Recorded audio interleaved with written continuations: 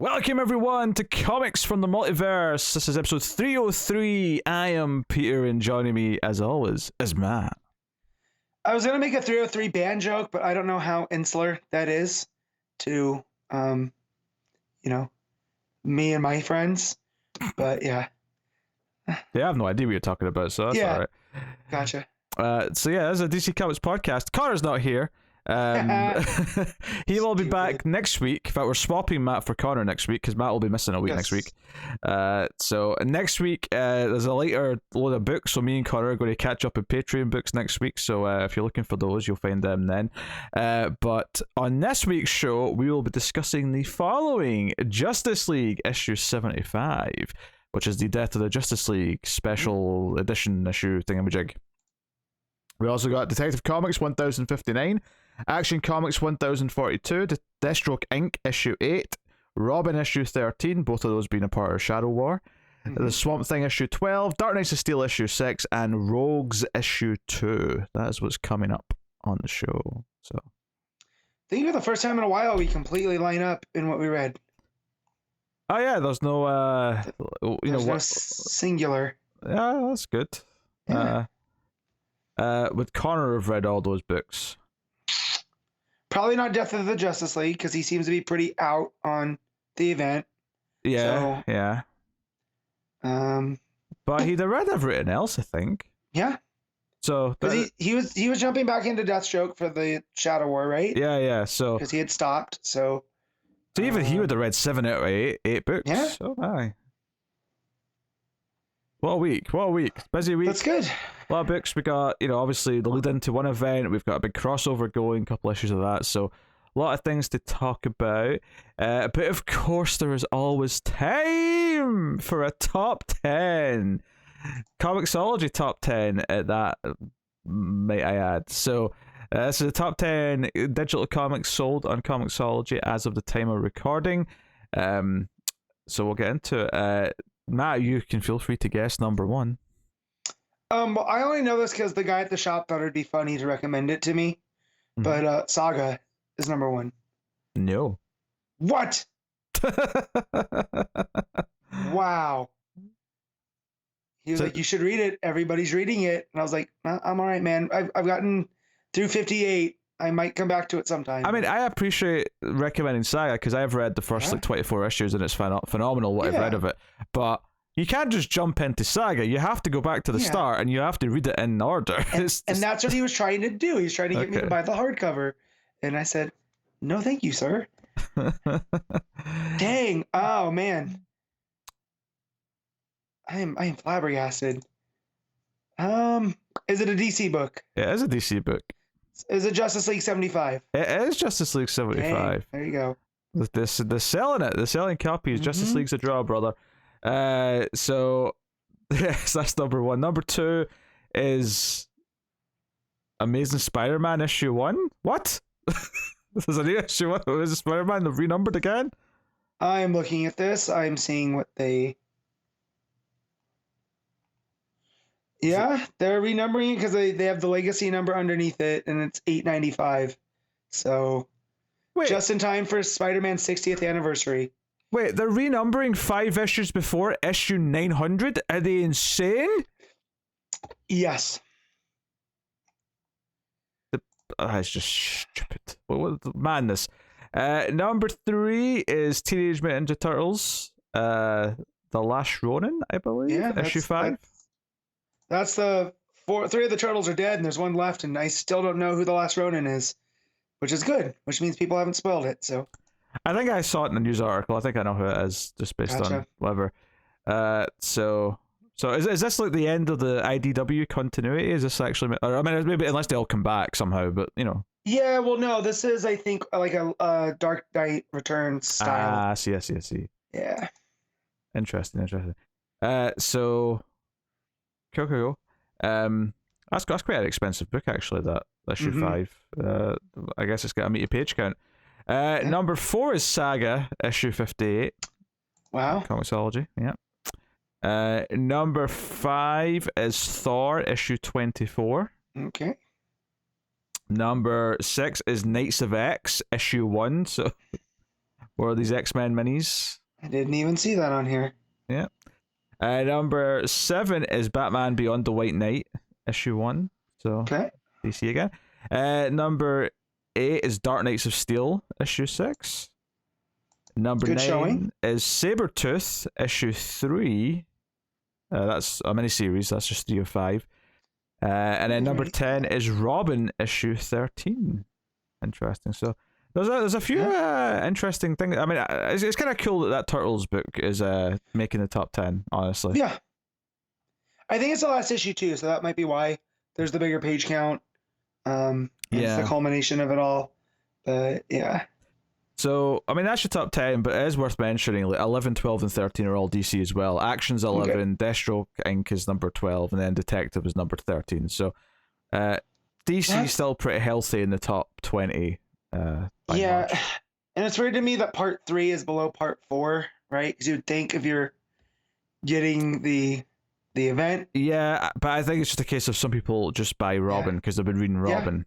Yeah, and right. Maybe haven't went to read it yet and haven't realized, oh wait, this is part 4. I need to go back and get something else. So that's the only thing that sticks out weird to me. But there's probably way more people reading Robin than Deathstroke Inc. at this point. Yeah, so. And it's only 2 slots, so I could buy the actual difference is probably quite slim, and that might just be the reason for it. Yeah. So. But yeah, interesting. Yeah.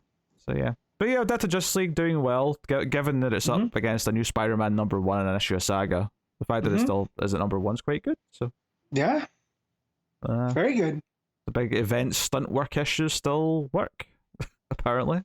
And that's putting it nicely. Yeah. Stunt issue. So there you go. All right. Well, we don't have any news about the comics themselves, but there is a sad bit of news this week to mention before we get into the books. And that is the passing of Neil Adams, legendary comic creator. Obviously, heavily associated with Green Arrow, Green Lantern, done a lot of Batman stuff, a lot of Batman artwork. Kind of, I feel like his style has informed comics for now, because the way that he drew Roz, I mean, he was, I think he's a co-creator of Roz with Denny O'Neil. I mean, that style going forward, they've never really deviated from that, and all the different iterations. And just he left his mark on modern artists. But I also see people talking about how much creator rights got pushed because of Neil Adams, which I think is really cool. The whole Superman Siegel and Schuster thing was partially because of him. It's super sad. Yeah. It's one of those things where sometimes when these deaths happen, I don't see the announcement. I see people on Twitter sharing things that sound like someone has died, and I'm like, wait, did someone? And then I have to sort of go back and see. Yep. It's an awkward way to find out, but it obviously can't help it. People are going to talk about it and react when they hear these things. But so yeah, that was some sad news this week. So. Yeah. Do you have any Neil Adams stuff that comes to mind automatically besides Hard Traveling Heroes? I don't think I do, because I don't think I've actually went back and read a lot of it yet, sadly. It's one of those things where I've seen the various collections with his name on it, and I've considered reading them, and I haven't got around to them yet. Maybe this is a good reason to actually make some time for some of them now, but but he's a very influential name. He's a name that pops up constantly in the comic world. Yeah, that cover of Superman versus Muhammad Ali, and he drew in all the different celebrities, and he took extra time to make that look nice. And, a personal story with him and me is I knocked over some stuff at his booth by accident, and he yelled at me. And I apologized profusely.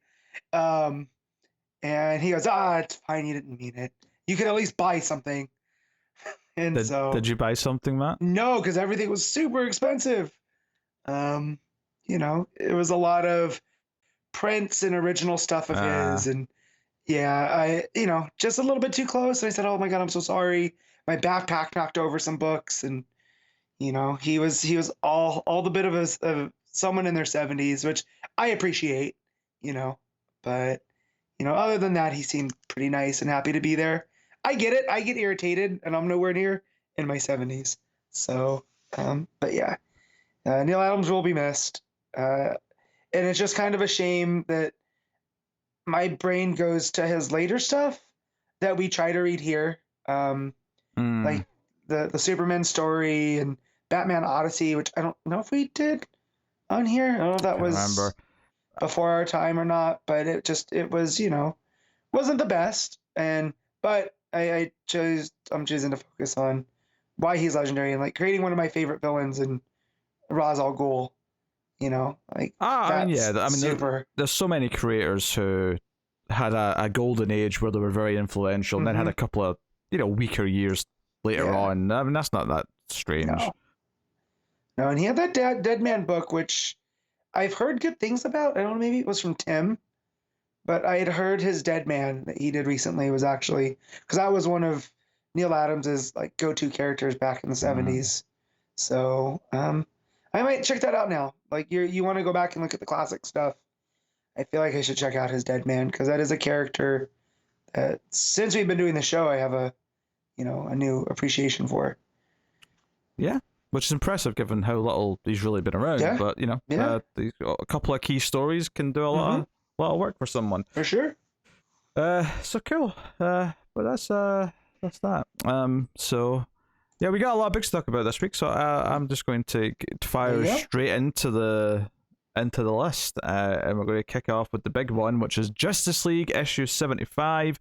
Joshua Williamson writing with Rafa Sandoval on the art. And I think the key thing here is that if you didn't read the last Williamson mini, which was Justice League Incarnate, yes, there's that one. Yeah, because there was also Infinite Frontier, and I was getting all the eyes confused.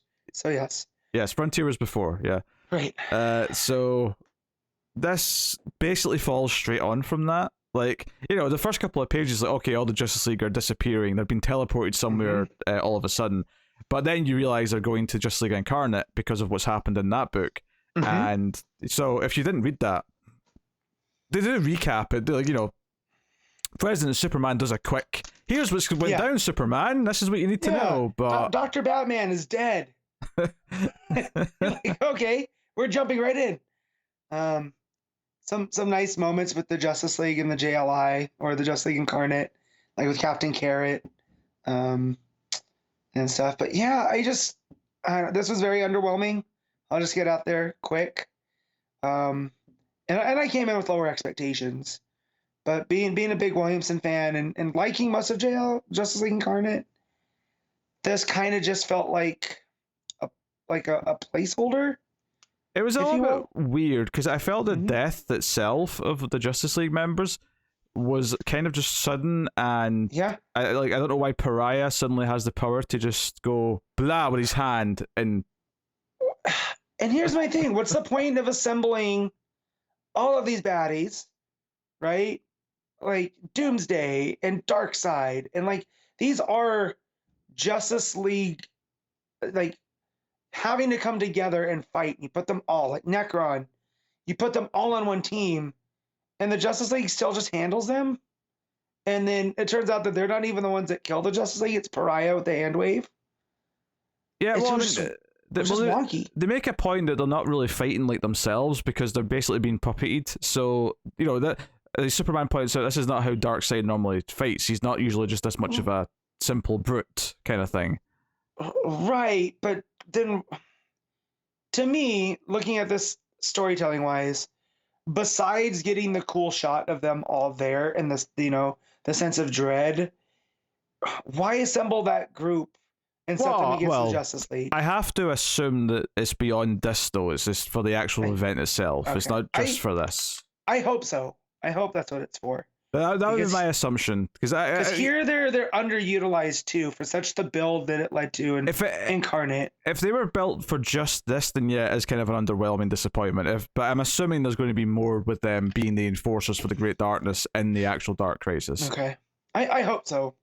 I mean, I do think there's a couple of good moments. I actually think, because I thought they were all going to die one by one in different ways, because Green Arrow dies first, and he has this great, kind of a good death actually, where he has this really badass moment where Pariah is powering up his machine and Oliver says, I'm just about to save the day, and he fires an arrow that goes through and past all the fights that are going on. So you got Superman fighting Darkseid, and you got Batman fighting whoever, Wonder Woman's fighting Ares, and the arrow just sort of goes through them all and hits the device, Pariah's thing, I can't remember what it's called, and his antimatter something, and it blows it up. And it's like, oh, Oliver was just a bit of a badass and was the one that saved the day because no one was paying attention to him. And then he dies instantly, and it's like, Black Canary's holding him in her arms. I was like, oh, that was nice. He got this great big heroic moment before he dies. And then I expected, who's going to be next? But then in one page, the entire Trinity get taken out by Pariah, by him just sort of aiming his hand at them because he's got that power now. And blinking them out of existence. Yeah, because it's sort of this page where it's a series of little panels with their faces sort of going more and more old as if their skin's withering, and then eventually it's more, almost a skeleton-like kind of thing. Do you know what it reminded me of? Go on. Barry's death in Crisis. Oh, it is a bit like that, actually, yeah. Probably intentionally so. Right, and the fact that they're all looking for Barry, right, and Barry's in that, we know where he's at in that, perfect world, and the fact that Pariah just wants everybody to be happy. That's what he keeps saying. It makes me wonder if this is them like being, because Barry ended up going into the Speed Force like all Flashes do, right? So it makes me wonder if they're being sent to somewhere similar. That's not quite a planet, right? That's like a something in between. And that's eventually how, because we all know that death's an open door. Especially when you have characters this big. I don't think they're going to the other realm. Like Wonder Woman already escaped that. It's worth mentioning as well that the Justice League Incarnate all get killed in the same manner. The book just it's just kind of funny. It's called The Death of Justice League. I'm like, hey, Justice League Incarnate got killed as well. They're Justice League as well. Spectre's being controlled by the Great Darkness as well.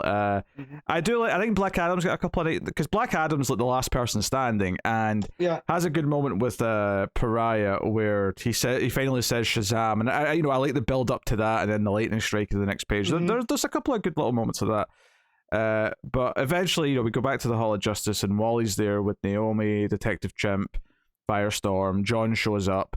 And they're like, hey, what happened to all the Justice League members? And then Black Adam crashes through the roof and says the Justice League are dead. And that's kind of your big cliffhanger for Get Out of Dark. So, I mean, this issue was effectively just, they get teleported to Justice League Incarnate. Oh, the Great Darkness thing's happening. We have to go there right now. They all go. They get their asses kicked by the team of villains, but mainly just Pariah, and get killed. And Black Adam's going to, so we're going to start the event with the Justice League are dead. It's up to these, and I'm excited for this other generation of heroes having to solve the problems and having to do the fight. But that's the big selling point for me. So people are like, "Oh, if this is indicative of what it's going to be like," and I'm like, "Well, this is just taking the Justice League off the board, so like the legacy characters can have their crisis." And if that's what this is, I'm okay with that. Being that I love the concept of DC as a whole, and the whole how we have this next generation of heroes and. It fits in line with the story that Williamson was telling through Infinite Frontier, that the next generation is waiting. And so if this is their moment and this is their big story, I really appreciate all that, because this last page, right, is, you have John, Wally, and Naomi, you know, all legacy characters in their own way.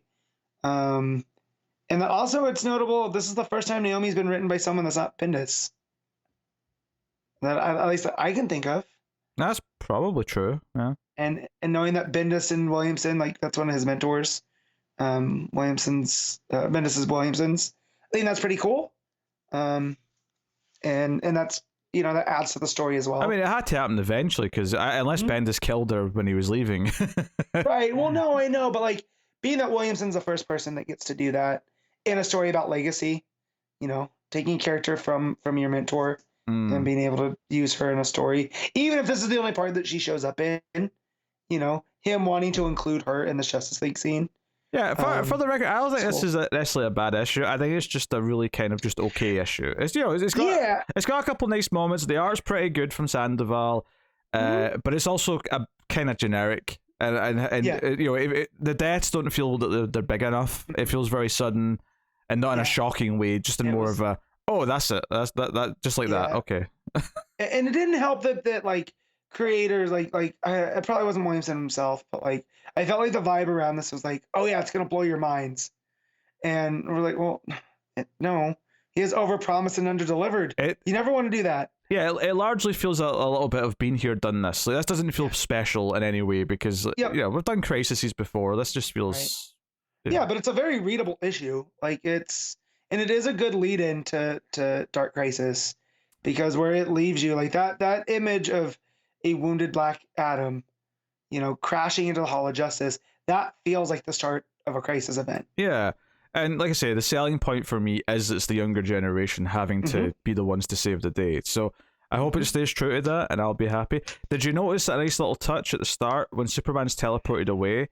He's in full uniform and he seems to be normal, but he does say he's orbiting Warworld, and so I think that's a little hint that this is set after the end of that story. Is that a little bit? Yeah, the Warworld does exist in some form, but what form? Maybe it's just like a haven now for like the Kryptonians. Maybe this is their new planet, effectively. Right, for the Phalosians and all them, and the Warworlders too. Like, we'll talk about this when we get to action, but it made me think of something just now. Is if there's no Warworld or there's still War Zones, do they get a new name?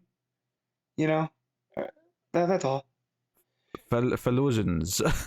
Yeah, but that was only the Kryptonian ones, or the Phalosians. I'm talking about the people that live on Warworld. No, I know, right? But I'm saying if the Phalosians are taking control, then the Warzones become Phalosians. There you go. Gotcha. I was like, he's just saying Phalosians wrong. He's making a pun. It was a subtle pun, but there was a pun in there. Yeah, so... it's like I don't really have any hot takes for it because it's just kind of by the numbers as far as this, which is maybe really disappointing to some people, which is fair. Ollie getting completely obliterated by Doomsday kind of made me laugh a little bit, just because it feels like a cartoon. Well, there's a point actually where he's like dodging Doomsday, and I'm like, that's Doomsday. You have no hope against Doomsday, Oliver. Run. Yeah, and then he just gets completely trounced. Yeah, there is a nice little moment actually that I did enjoy where Darkseid kind of like snaps out of it and is himself for like a moment. Yeah, and he's pissed. Yeah. So there's going to be a reckoning for the Great Darkness. Yeah, I do like the idea that maybe towards the end of the Dark Crisis, if they free all the villains, like they may all turn around and say, "Well, we're taking you out first." Also, did we figure out that the one we couldn't figure out is Eclipso? Because seeing Eclipso pop up on here, I didn't remember him from before, from the shadows. I don't think we were confused by Eclipso. Okay, because remember there was one that we couldn't figure out who it might be, and I can't remember which one it was, because we figured Necron and Ares, but there was one kind of in the back that were like, who could that be? So I thought maybe that was Eclipso, but I figured I would have picked up on Eclipso. I'd have to go back and check again. Yeah, but to that original image, but there was no one in this that I was surprised to see. So I was just like, oh yeah, Eclipso's there. But I figured I would have been a lot more excited had I recognized his, Also, can we talk about John Stewart and his Green Lantern-y? I assume that's happened in his book. Yeah, and I was like, oh, this is what I'm missing. Okay. I'll be honest, seeing him with that weird green glow, not the regular Green Lantern glow, but he's got this different thing going on, it was really like, you know what, I think I made the right choice dropping that book. He's very much like, remember when Kyle became Ion? Yeah, Ion vibes. He emanated the green from his, this is like John Stewart's Ion, and but I do like that page where he creates a Justice League out of, Green Lantern energy.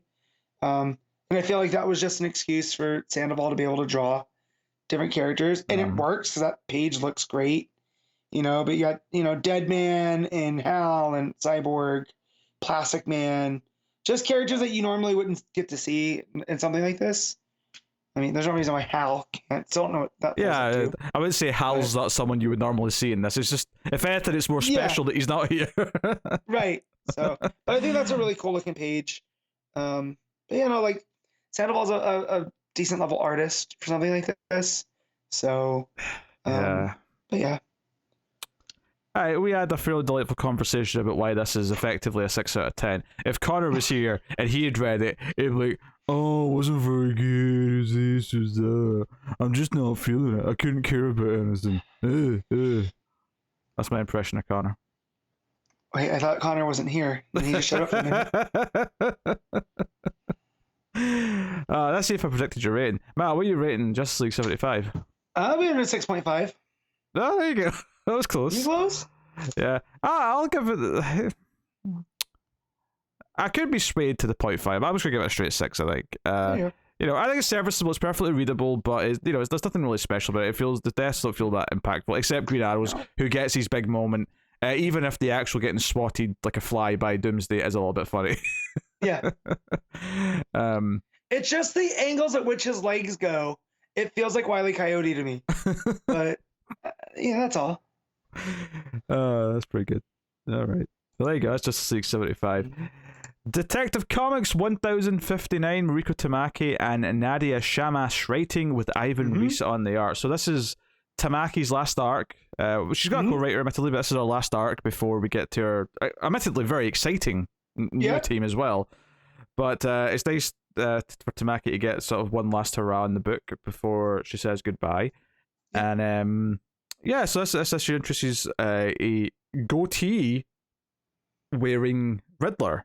Yeah. I like this version of Riddler. It's something that I haven't seen with Riddler before. Not just the goatee or whatever, but the way that it reminds me of who's the guy that they use in like Darkseid stories, who's like he becomes the voice of Darkseid and they send him in first to like soften people up to Darkseid's message. Glorious Godfrey. Is that him? Yeah, yeah.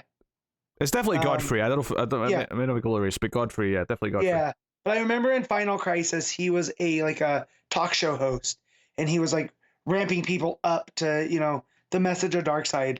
And so for Riddler to become like this pirate radio guy, leaving like riddles for people and like getting in their head that way, I think that's real cool because I feel like we've been overexposed to Riddler a little bit the last couple months, between the movie and some of the stories in the comics and stuff. But hey, this worked for me. Yeah. And I wanted to double check here, but I believe Godfrey was voiced by Tim Curry in one of the seasons of the Justice League animated series. Oh, that would make a lot of sense. I think he was. Tim Curry no, Young Justice. It was Young Justice, not Justice League. Sorry. But I think it was only one season though. Then he replaced him, so it was really noticeable when it wasn't Tim Curry anymore. Gotcha. If I'm misremembering that, people let me know. But I'm sure he was. It was a great choice for it anyway. Regardless. So he's doing this like live. I mean, it's a radio show effectively, but obviously it's just more like a live podcast these days than anything. And he's talking about, when is a murderer not a murderer? He's clearly provoking minds. Batman's wondering what he's up to. But the main story, because that sort of all plays out as people are commuting at the start of the day, the sun's rising. It's a bit of atmosphere and sort of, prologue. The main story is we have this judge who is attacked. There's an explosive put in her bin right after she's sentenced someone, and he gives her this look, which is kind of like, threatening. Yeah. Batman shows up, stops the explosive, or tries to. There's a second one in the same bin though, so it still goes off, but no one gets hurt. And then this judge turns out to be Deb Donovan's daughter. Yeah, it's Judge Donovan. Yeah. Which, when they first announced like the honorable, and I was like, there's some relation here, but what is it? Wasn't expecting it to be Deb's daughter. And again, if the biggest thing that Tamaki's given us is the character of Deb Donovan, being turned in from like this Ben Urich type reporter to like a fully on character who you care about her personal life, I think that's really good. I think what's interesting to me is that I don't think we've seen Deb be just blatantly concerned for someone before. Yeah. So when she gets the phone call that her daughter was like almost killed in an explosion, she actually gets scared and like runs to the hospital and just as because normally she's got that reporter face on. She's trying, she's being inquisitive. She's trying to get to the story. It kind of drops for a couple of pages where we actually get to see her just be concerned about someone. And then Bruce shows up with flowers to try and like dig into the story himself a little bit for obvious reasons. It just pisses her off, which I love. I love their dynamic. and Bruce knows what he's doing, right? Oh yeah. I'm gonna go, rattle her a little bit, just see what I can find out about the judge. He goes to provoke Deb, and then sort of flirts a bit with the judge. Gets her on a coffee date, but the investigation, and it turns into this thing where this woman that he traces all this stuff back to just confesses immediately and wants to be taken in, with no fuss. And then there's other incidents, and the people behind those just confess immediately.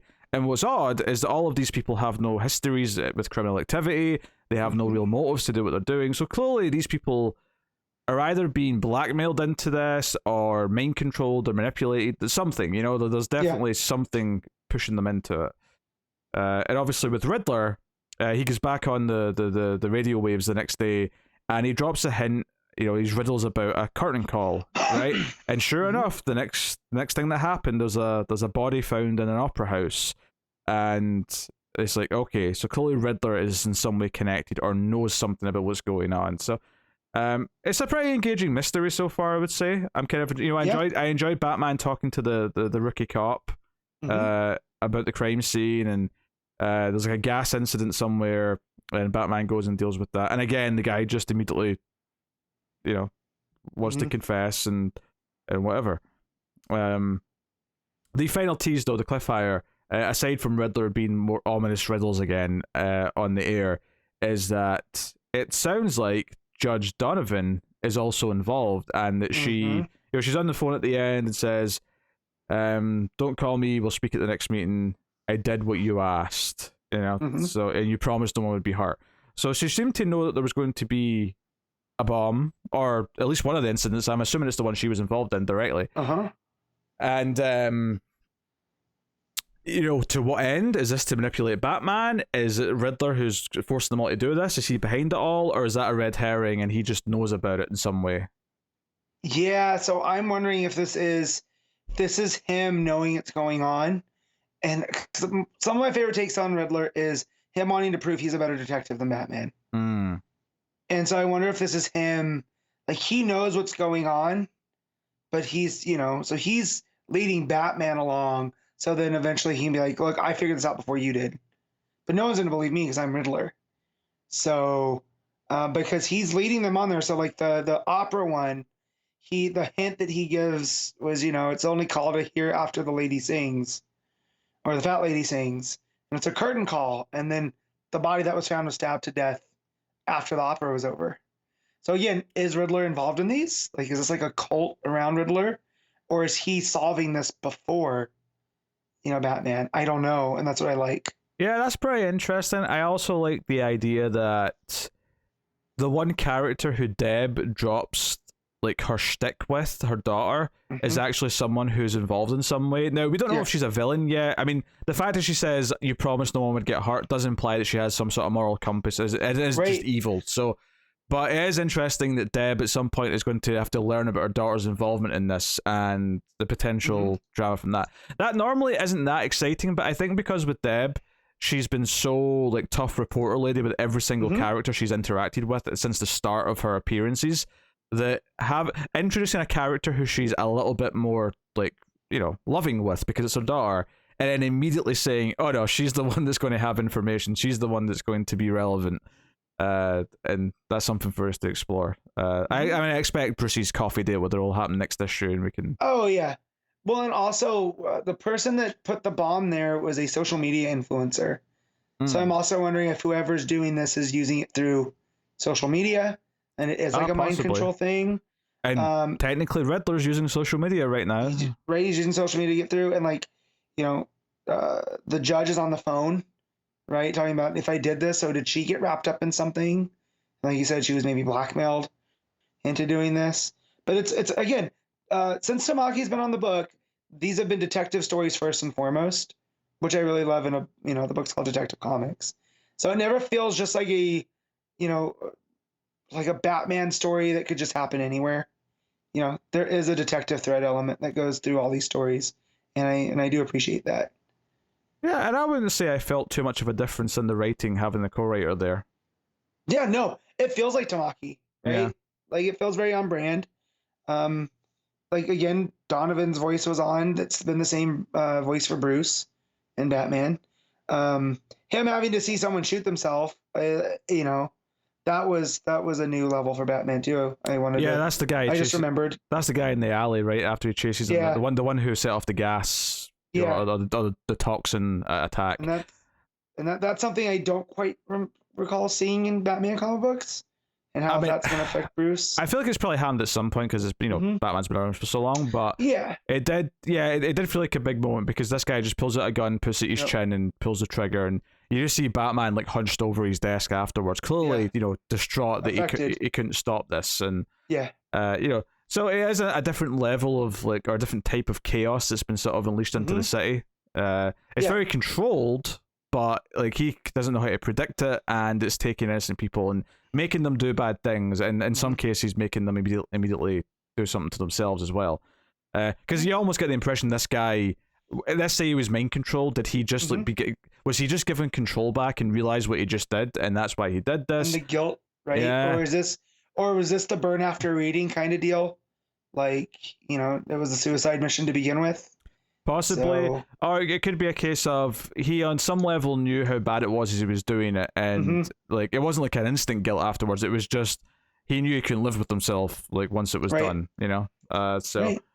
But yeah, so again, back with Tamaki and the co-writer and stuff, everything feels like the detective that we've come to really love it's been like a year and a half at this point since Tamaki's been on. Has it been that long? Yeah, maybe it has, yeah. Because we had the Tower story messes me up because it went weekly. No, it's been a year and a half because she started with Future State, which was last January. So yeah. So, but yeah, it keeps that tone throughout that we've come to like, and Gotham as a character, kind of we're seeing all these different elements. I've really loved the run. I think the Tower's this nice change of pace in the middle of it. I mean, it's actually more like 2/3 in, but whatever. Yeah. But I think that really, it feels like a nice big run to me now, and I'm happy we're getting this last story, because it might be the last we see of Deb Donovan, or at least for a while. So, unless Tamaki gets another book set in Gotham, and she can rope her in another way. Because I do hope she gets another DC book. I hope there's another DC book on the horizon for her after this. Yeah, hopefully. Because it's a name I do like seeing. Like when I see Tamaki's name show up on a book, or in when they do the special, 80-page things, I feel like I want to read it. I mean, in terms of DC, not counting those one-off things, she's bounced from that great Supergirl mini to a decent run on Wonder Woman to a great run in Detective. So I'm hoping that they see value in her and want to offer her another big book, whatever it may be. So and the non-DC work I've read from her too is pretty good. Oh yeah. The Marvel stuff is great as well. Yeah. So just anywhere Tamaki wants to go, I'll follow. Right, I prefer it at DC, but yeah, no, this has been a lot of fun. And again, I saw someone online complaining that Riddler has a goatee and looks too much like Oliver Queen now. That's the complaint? Come on. Whatever. You guys are nitpicking. He's got a bowler hat. He's got a green bowler hat with a question mark on it. I think it's a good logo, or a good look. If he could put the question mark logo into his beard somehow, that'd be cool. I typically think of him as being a bit eccentric, and that curled mustache with the goatee is a very eccentric facial hair type. So for sure. Yeah, I could live with that. I like it. Yeah, for the first time in since they started, I didn't read the backup in Detective. Oh, okay.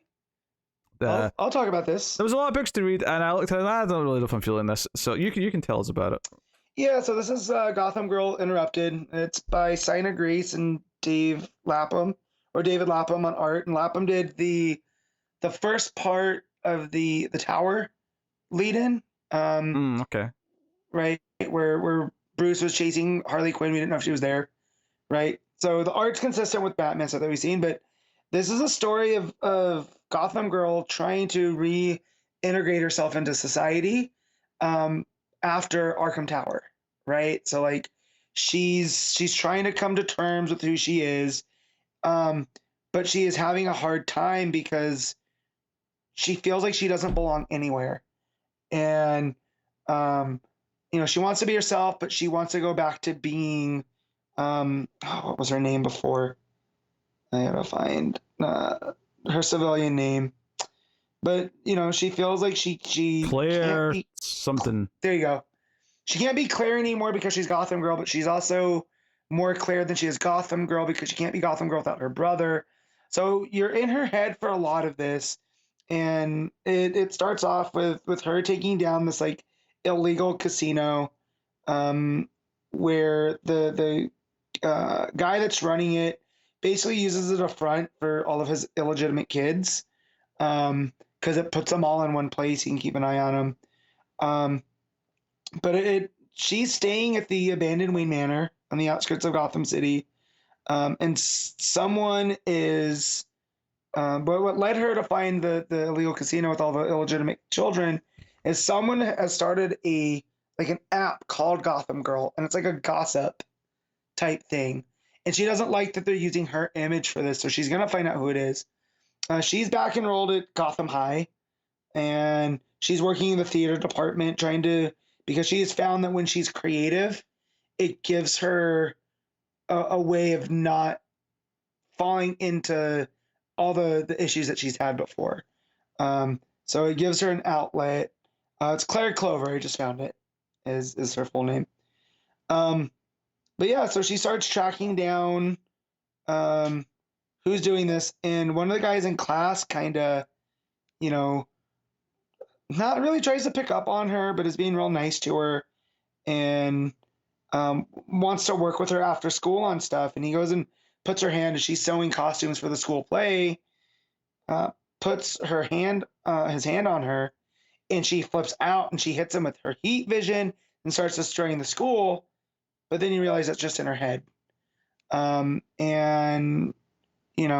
she's like, well, I don't need to go to Arkham right now because that was what the kid wanted to do, is go visit. I'm just gonna go home. So she goes to blow off some steam. And I read this early in the week, so I'm trying to catch up. That she goes. I'm trying to find out where she goes. To the zoo? No. So she's trying to track where the Gotham Girl app's coming from. So she thinks that she has it figured out, and it's the kid from class that wanted to hang out with her. And it looks like he's the one that's been behind it, and he has shot himself and left himself, in front of all this art at the school. And yeah, so that's where it ends with her finding his body, which I'm sure for someone that's having to come out of trauma is only going to make things worse. But it spends a lot of time in her head, and her trying to rectify who exactly she is. Is she Claire Clover? Is she Gotham Girl? How her brother, how he factors into this, him being gone now. But for a character that I didn't like, because I feel like King didn't set her up to be big and then kind of forgot about her. It's nice to have someone really focus on what makes her different, that basically trying to be used as this superhero, what that would do to a young mind. And I feel Sign of Grace, from the other work I've read by them, is very similar. Everything's very, like the inner workings of things and someone's, their psyche and how that factors into being a superhero. So I feel like it's a pretty good creative step for Gotham Girl, and a nice part of the backup. Or it's nice that the backup is a place for that to show up. Yeah. All right, cool. What were you rating the main story? Main story, I am going to give 7.5. And the backup? The backup is a 7. Okay. For me, the main story. Yeah, I mean 7.58. I mean, actually, I think I'll squeeze it 10.8. I like the main story. So, good stuff. All right. So moving on then. Action Comics 1042. Philip K. Johnson with Riccardo Federici on the art. Obviously, Warworld Saga rages on, and this has been a highlight for several months now. For a long time they were just keeping us with Clark on Warworld, so I like that in the last couple we're getting different perspectives. So the fact that this opened with Lois and John was a nice little break in the storytelling.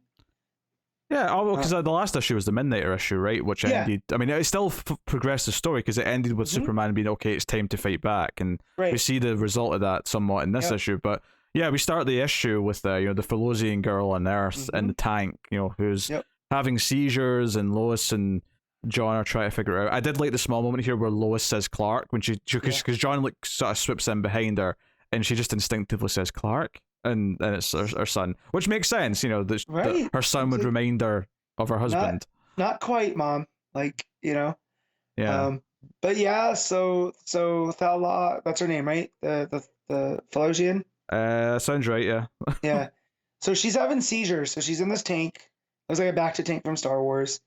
But every so often she gives off this energy pulse, and they can tell she's having seizures. And Lois is like, oh, God, we want to keep her alive, but we don't know what to do.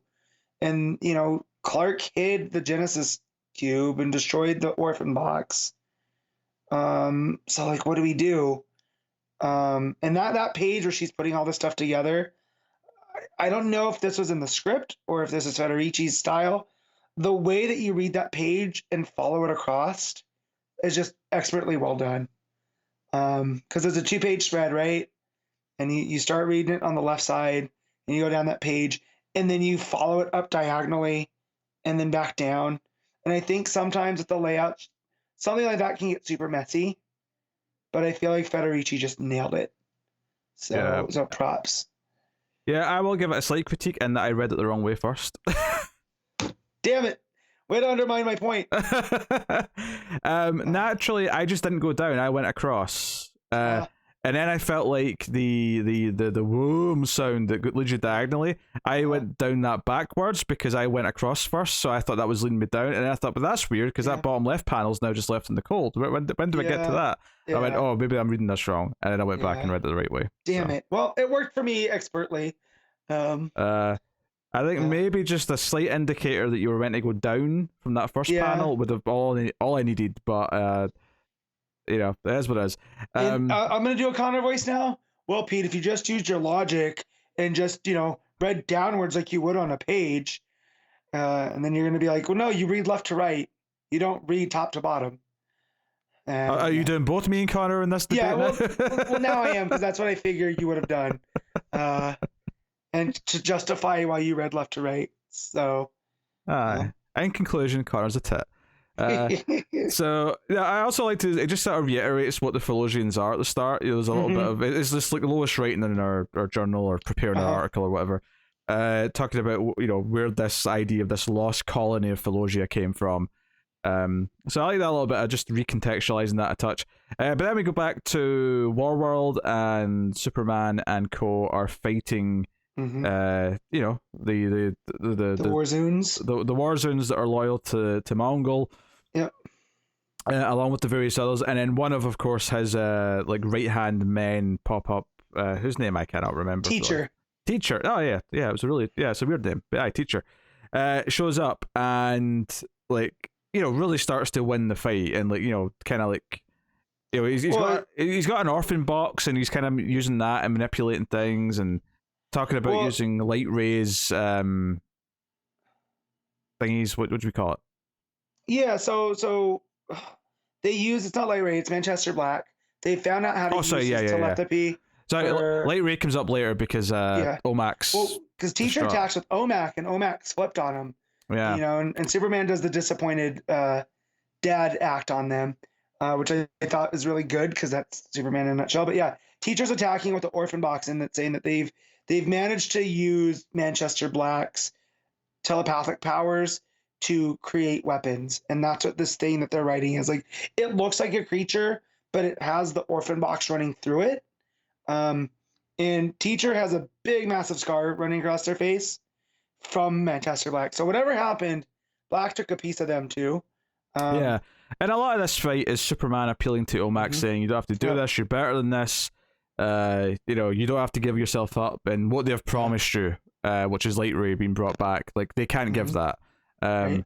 So you know, there's a lot of appealing, which makes sense in the context of this, and basically it's the other, you know, Felosian that's been, you know, talking to Clark a lot, the guy with the beard, who says like, look, if we get that orphan box, that changes everything, because then we can move around, then we can control things, then we can actually win this fight. It's like having a map or a key to Warworld, right? That lets them do what they need to do. I just want to go back to during that fight with OMAC that Clark tells them, you know, should we only do what's right only when we're the stronger than our enemies, when we're at our best? Well, yeah, just to put that in context, because OMAC critiques and saying, why did you bring us here? You knew you were weak. You knew you were getting weaker as time went on. Right. And so, you know, and this is the disappointed dad thing, is like when we're at our best, when we're hurt or out, you know, outmatched, we've lost a step, we should do nothing, you know, and just in an ultimate Superman moment, you know, if you're willing to betray us all from Promise from Mongol, you know, just give it your best shot still. You know, you're willing to throw everything away just on this, but here we are. And this is, you know, Johnson just nailing Superman yet again. And it just makes me happy. Yeah, no, I mean, the whole sentiment of being, like, even if, just because I'm not at full strength, I'm not supposed to try and do what I do. No. Yeah. Like, that's ridiculous. I'm still going to try, right? I'm too, you know, even when I'm down, I'm too strong to stay down, because it's that heart that makes Superman work. And it takes me all the way back to his Future State story that we all love so much, you know, with Superman not staying down, and even from Warworld inspiring that little girl that visits the museum. Yeah, and Superman wins this fight. You know, he ends up breaking the frame, like his exo frame, and he says, "Look, you're going to see her again, OMAC, but like you'll do it without having to sell your soul." And then Mongol shows up and is like, you know what? I'm getting bored of you, Superman. I should just kill you, like everyone keeps telling me to. So the fight breaks out. But obviously at this point, he's inspired, you know, a good group of Felosians and whoever to help the fight. So they're all fighting with him. And Superman runs up to Teacher, grabs the orphan box, and Superman says, no, like your biggest failure, Darkseid, or not Darkseid, sorry, Mongol. Slipped there. But Mongol's very dark side, and it made me, when they start talking about an orphan box, I know, it made me think Mother Box. It's very dark side, yeah. And just the whole anti-life thing that we've seen so much with Darkseid applies to Warworld as well. So I get why you said Darkseid, because Mongol comes very off much like Darkseid. I'm glad it wasn't just me. Once we're talking about the boxes, it's hard not to think about Darkseid. But he grabs the orphan box and says, no, your weakness is underestimating everyone you see as weak. And, you know, there's a bright light. Superman teleports them away. Well, possibly. We don't really know exactly what he's done yet, but there's a bright white light, because they tease it in the next scene, because Lois is on Earth. She goes to see John Henry because he's got a lot of the the Genesis stuff from Genesis before. Energy, which I love. Of course, John Henry's the one with it, because Natasha's on Warworld. Yeah, so he's looking into it, and Lois is there because, look, we need to, like, you know, Cal X described the Telosian as like her. It's like withdrawal symptoms, and she might need a little bit of it to just sort of help her along here, to like help her sort of get used to it. But when they're talking and they're preparing these ideas, this bright light hits, and you can hear, you know, Clark's "That's Why We'll Win" sort of comes through the white light, and Lois recognizes his voice. And John Henry just says, you know, whatever's going on there, like something big's going down. So it does sort of give you this big cliffhanger of like what exactly was the next part of that fight, you know, kind of thing. So and on top of that too is that he's realized that the Genesis, whatever it is, it's almost like a sentient energy, you know. So whatever Mongol has done, there's something else about this energy, and why he could use it to supercharge the Philosians, why it's gonna, I feel, heal Clark, right? And that's the key to him being able to fight at full strength. Yeah, very probably. You know? Yeah, he talks about how whenever he would do some testing on some of it, all of it would react, even the parts of it that were disconnected. So he said it's like it's observing him as much as he's observing it. So, so no, it's interesting stuff. I do think it's really interesting and smart storytelling that we bring Lois and the Earth characters back into it right before you do this scene at the end, where they actually get a glimpse of what's going on, or even a glimpse. They hear a smidge. They get a piece. Yeah, they get a piece of what Clark's doing. Yeah, because they have no idea he's been radio silent, right? Like, yeah, exactly. You know? So you get this just sort of small, brief moment. So the fact that the stories are starting to connect a little bit is why we're jumping back there now. Yeah, and her concern, of course, her worry for what's going on with them. Because we see, it's not like he's going through a happy occasion. Like, he's going through hell. Like, you know, obviously he's being uplifted, he's being Superman, he's inspiring people. But he's a prisoner and a slave. He's having a rough time. It's not like he's having on vacation. So none of it's pleasant. But he's fighting, and you know, there's these little moments of hope when he does like make his speech to Omak, or he does say to Mongol, "No, this is why we're going to win." You know, and it doesn't come off in the in the Adam Sandler, "This is how I win." Right. You know, it actually feels quite genuine and like uplifting. Yeah. So it's not ominous, it's inspiring. Yes. Yeah. Yes. So it's very good. And this is part 7 of the Warworld saga, the main part of it, which is I mean, I don't know how many it's planned for, but you have to assume it's probably about 12. Enough, yeah, because I'm also trying to think about like the Warworld special that we got, right? Was there, or was that an annual? Oh, sure, but I just mean like this is labeled as part 7. I'm just assuming it's 12 parts of regular issues. Okay, yeah, that would make sense.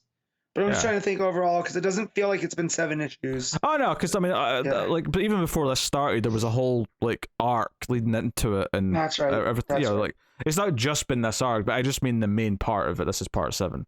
No, I know, but I'm talking about like everything that's happened at Warworld feels like more than 7 issues. So that's why I'm just like, I can't believe this is part 7. Oh, I was trying to rectify that in my own head.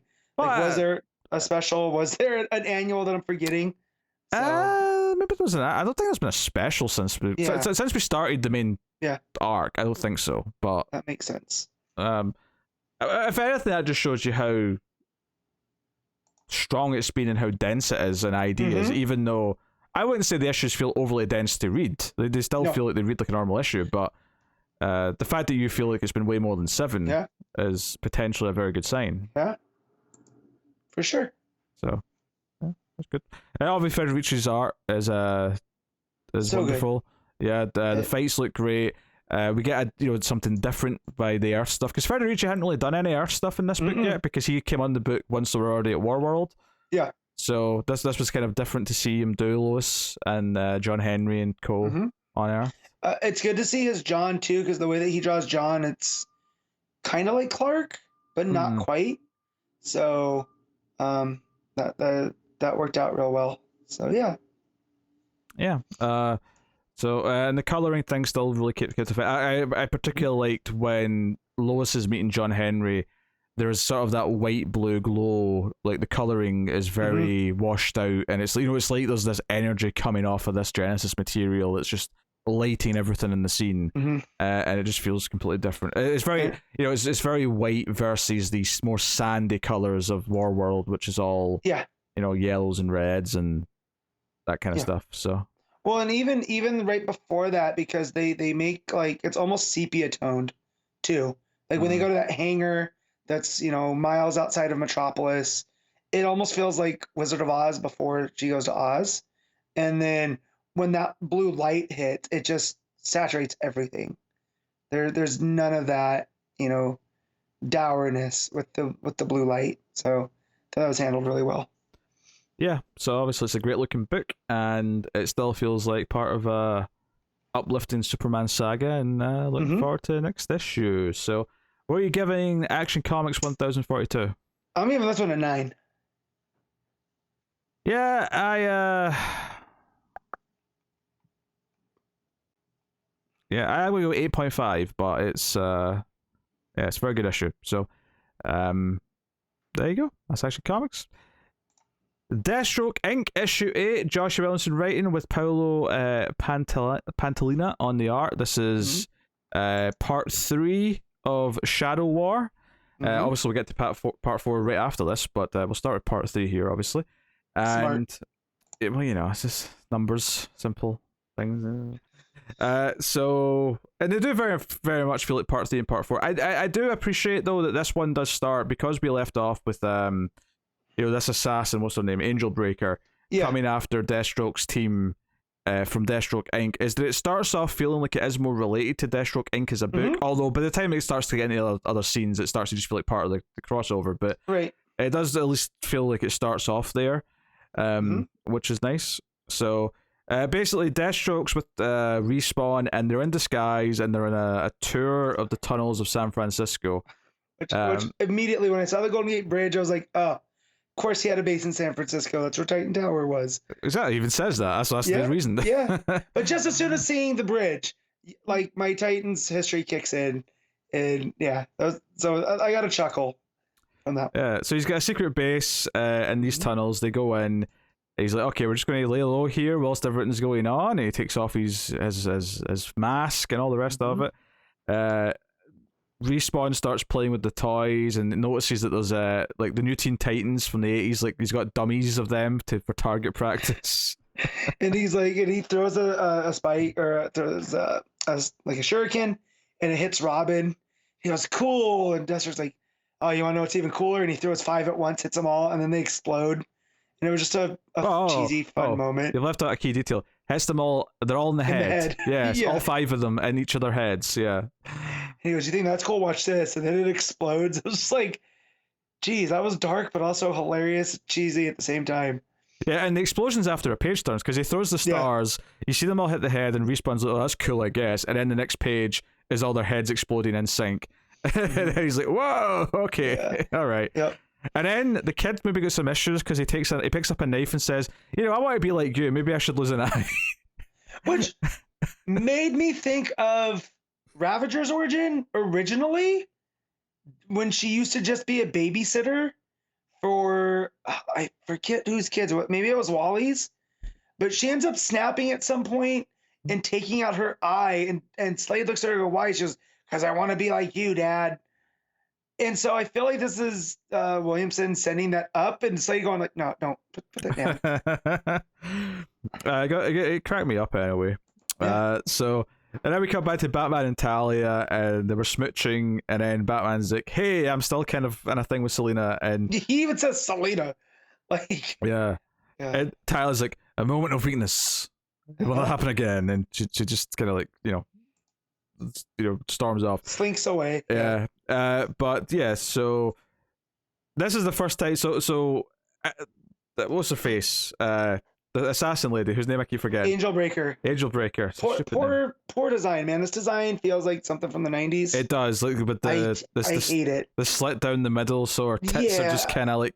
It's basically, imagine. I mean, I suppose I'm just describing cleavage here, but because it's a slit all the way down, I would say it's more like side boob, but the side boob's in the middle. Yeah. But all the way down, it's like she's wearing curtains. Yes. Yeah, there you go. Just for an assassin, like, if you want to make them look, seductive and stuff, you can do. This design just reeks of like bad 90s. It does. Also, I'm just imagining how much double-sided tape she's got inside that shirt to keep it stuck to. She does fly too, so she needs extra strength. But even as you're fighting, things are popping out left and right. No, I know that, but imagine her going, flight speed, stuff's flapping. Like, you gotta secure that, But yeah, so every time she showed up, and like, I want to know what her deal is, because a name like Angel Breaker, it's Williamson being good at creating these new characters. The design's bad. Honestly, one of my favorite moments of the issue is she's got Raptor, right? She's brought Raptor back with her, and Raptor's like, "Oh, hey, Batman, long time." And he says, "Your kid did really good in that death tournament." And the close-up panel of Batman with the 3 individual sentences: "What death tournament. He has no idea, and he's just like, "What is this? Someone explain this to me now." So really funny stuff. I got it's in Talia wants to kill him, and Batman's like, no one needs to die. I'll interrogate him. I'll find out what he knows. Angel Breaker knows Ghostmaker because she's like, Ghostmaker told me about you. He's like, so and it seems also like Raptor was in this Demon Shadow, so it seems like the Demon Shadow has been this organization that's been underneath, and they've really gotten kind of the best people. So yeah. I do like that point. It is getting a little bit laughable though how many League of and groups underneath the ghouls there is at this point. But yeah, sure. Yeah. But I do like that because of course in wanting to be the best, Ghostmaker would do something that Bruce wouldn't, and that's go pal around with these yahoos. Oh, for sure. So they set a bunch of ninjas on Batman, and he takes them out because he's Batman. Yep. But he runs off. And we just cut back to Deathstroke and Respawn. They're just sitting playing cards. But then the door, just after Raptor sends them a call warning them, the lights go out and the door opens, and in walks Robin and Ravager, who, of course, last issue, like she said, yeah, let's go find, my dad. So this is the payoff to that. This is the cliffhanger of the issue. So this is the thing. I read these back to back, so like I forgot this is where this one ended. To be honest, I was ready to just go to the next thing. So I will say the art here does feel like it's really channeling Carmine Di Domenico. I was getting a lot of vibes of that in here. A little bit. I could see that. Yeah, I was getting that. It did seem to fit the vibe of the ongoing Robin book, I would say, which is funny because this is not the Robin book, but. Right. The biggest props was it feels like it was a who's the artist? I'm drawing a blank on his name now. That started the Robin book. It feels like adjacent to that. Melnikov. More. Yeah, there you go. Gleb. It feels adjacent to Gleb than anything else, I think. And because the art's been kind of all over the place in Deathstroke, it's nice that it feels, in line with Robin, which was following it up. So I will say Respawn here, and I get that Respawn was a sheltered clone boy, but Williamson's only, he's the only person to write him is Williamson, and I felt the voice was off a couple times, where it seemed like he was a little bit too sheltered and naive compared to some of the other stuff we've seen, like in the tournament and whatnot. Maybe there's a reason for that we'll get, but him saying stuff though, like there wasn't a lot of card games while I was being tortured, so him not knowing how to play war and whatnot. I felt like that was a good, little character moment for him. But yeah, sometimes his voice just felt off a little bit, which is weird considering it's Williamson. But that's just a minor. Yeah, that's fair. All right, I guess we'll rate this before we move on to the next one. What are you giving it? That's 1 out of 7. Yeah, I'd say 7 too. Perfectly enjoyable. I like the developments and the little character moments. Batman's, especially with the Death Tournament reaction, was quite funny. And the art is nothing spectacular, but perfectly nice enough and serviceable. Yeah, but the facial reactions and expressions were pretty solid. Pretty good. So, yep. Points for that. Which does neatly lead us into Robin issue 13, which is Joshua Williamson writing with Roger Cruz on the art. And I will say I did get whiplash from the art change going to this issue. I definitely liked the art in this less because it felt like it was a very different style for a start. I mean, it felt like Ivan Reis style. It's very clean, and very to me, I guess someone would say house style. It still fits. There's still a lot of energy to it. With the fight scenes and stuff. It's not bad art, but it's not remarkable either. I think at its best it feels kind of house stylish, but there are moments that I think, the first page I think is actually one of the worst, because I think Batman's head looks just really weirdly shaped and angled. I don't know what's going on there, but it's not terrible by any means. It's just it's very mediocre sounds bad, right? But it's very it's fine. There's nothing good about it. There's nothing terrible about it. it fits. Yeah. It's the most boring thing to say, but that's what it is. So, yeah, obviously there's a bit of a fight breaks out with Robin, Deathstroke, Ravager, and Respawn. And Damien's demanding to know, why Deathstroke. Deathstroke's trying to tell him that he didn't kill Raz. He sets off an explosion, so they come out through the ground up out of the street on top of a building, and they're still fighting. Robin's coming after Deathstroke. It's all kicking off. And yeah, basically the whole thing stops because Respawn tries to say, look, I was with Deathstroke, it wasn't really him. And Damien's like, why should I trust you?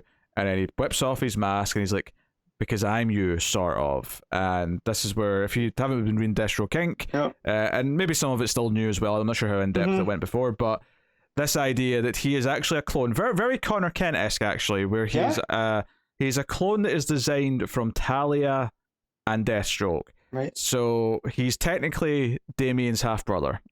Which of course is referenced here. With Slade. Well, not with Slade, but from Slade. Yes. Too. So like, it's also Rose's half brother. So it's like somehow Robin and Ravager are now related.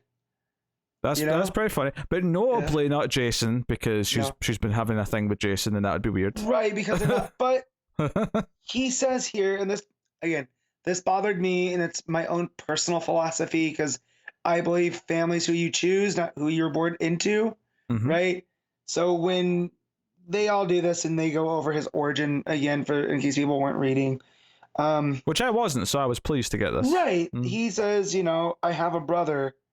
And there's a smile. I was like, yeah, you have 3 other brothers too, and a couple sisters at this point, So that was just a little weird to me. Like, feeling like Damien feels like only blood counts is weird, because I don't think he does, but I think he's just excited by the idea. Yeah, I do. And again, it's probably my own personal philosophy, right? When it comes to family, is that the family you choose can be, better than the one that you're born into.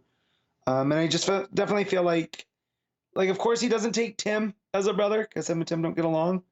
But like, Dick is definitely his older brother, So I don't know. It doesn't really matter. Respawn attacks him immediately, and is very jealous because not for long. Because Damien is a little shit and yet is still loved by so many people regardless, whereas he was like held and tortured for most of his life. So they're that shadow version and light version of one another. Yes. Kind of what the movie Us was kind of hinting at, just not as concisely as this. Yes. But Batman breaks up. He jumps down from the Batwing. He's arrived just in time, and is like, wait, what? My son has a half brother. the reaction on him too, again, and this fits. So this is what I give the art a pass a little bit, because it fits in with the tone of the Robin book lately.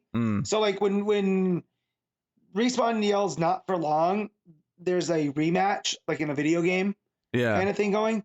And then when Bruce jumps down and he says "what," and he's in between them, you have the exclamation kind of logos around him, like they're coming off of him, like he's shocked, and it all fits in very well with Robin, just in tone, if not look. So I like that. But yeah, and then the fight, you have all of them standing on the rooftop together.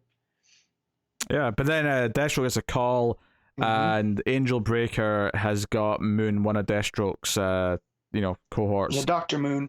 And is like, well, if you don't come in, I'm going to kill him. And Deathstroke basically lets it happen, which Batman's not too thrilled about. And Deathstroke's logic is, look, she's going to do it anyway. Like, it doesn't really matter what I do. So we do get this moment though where Batman's pleading for it not to happen, and you get this. I mean, I will say this: I did like the page of this guy's death, because the red background with the splat, it was well executed. I think it does help that it's all in silhouette, because I don't necessarily like the line work as much on this artist, but that's fine. So ultimately, Damien believes Deathstroke didn't kill Raz at this point. he's maybe Talia is some way behind it, maybe not, but he doesn't believe that it's Deathstroke anymore. And there's a bit of an explosion moment when they're fleeing. Batman has to shield Damien, some civilians, and it's all a nice moment.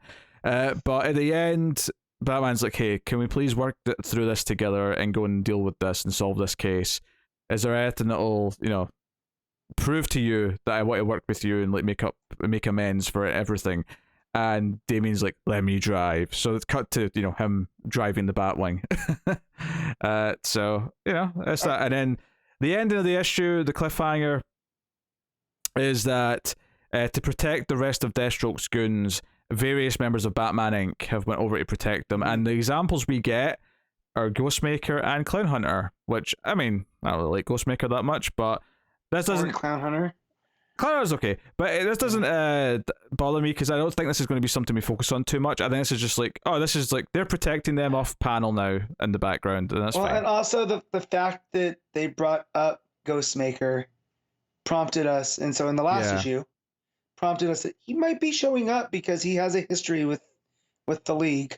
And it's Williamson who created... No, it's not actually. No. That was Tynan. But he was using Ghostmaker, though, when he was doing his Batman issues as well. Yeah, with the Batman Inc. stuff. So it all fits in, but I did groan a little when, because again, it primed us, but I didn't think Ghostmaker is actually... I thought that was more of like an Easter egg kind of deal.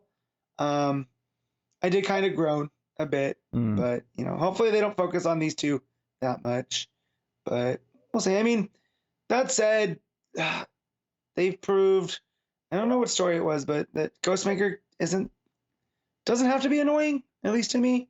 So maybe Williamson will help that. But yeah, I'm still enjoying the story for the most part.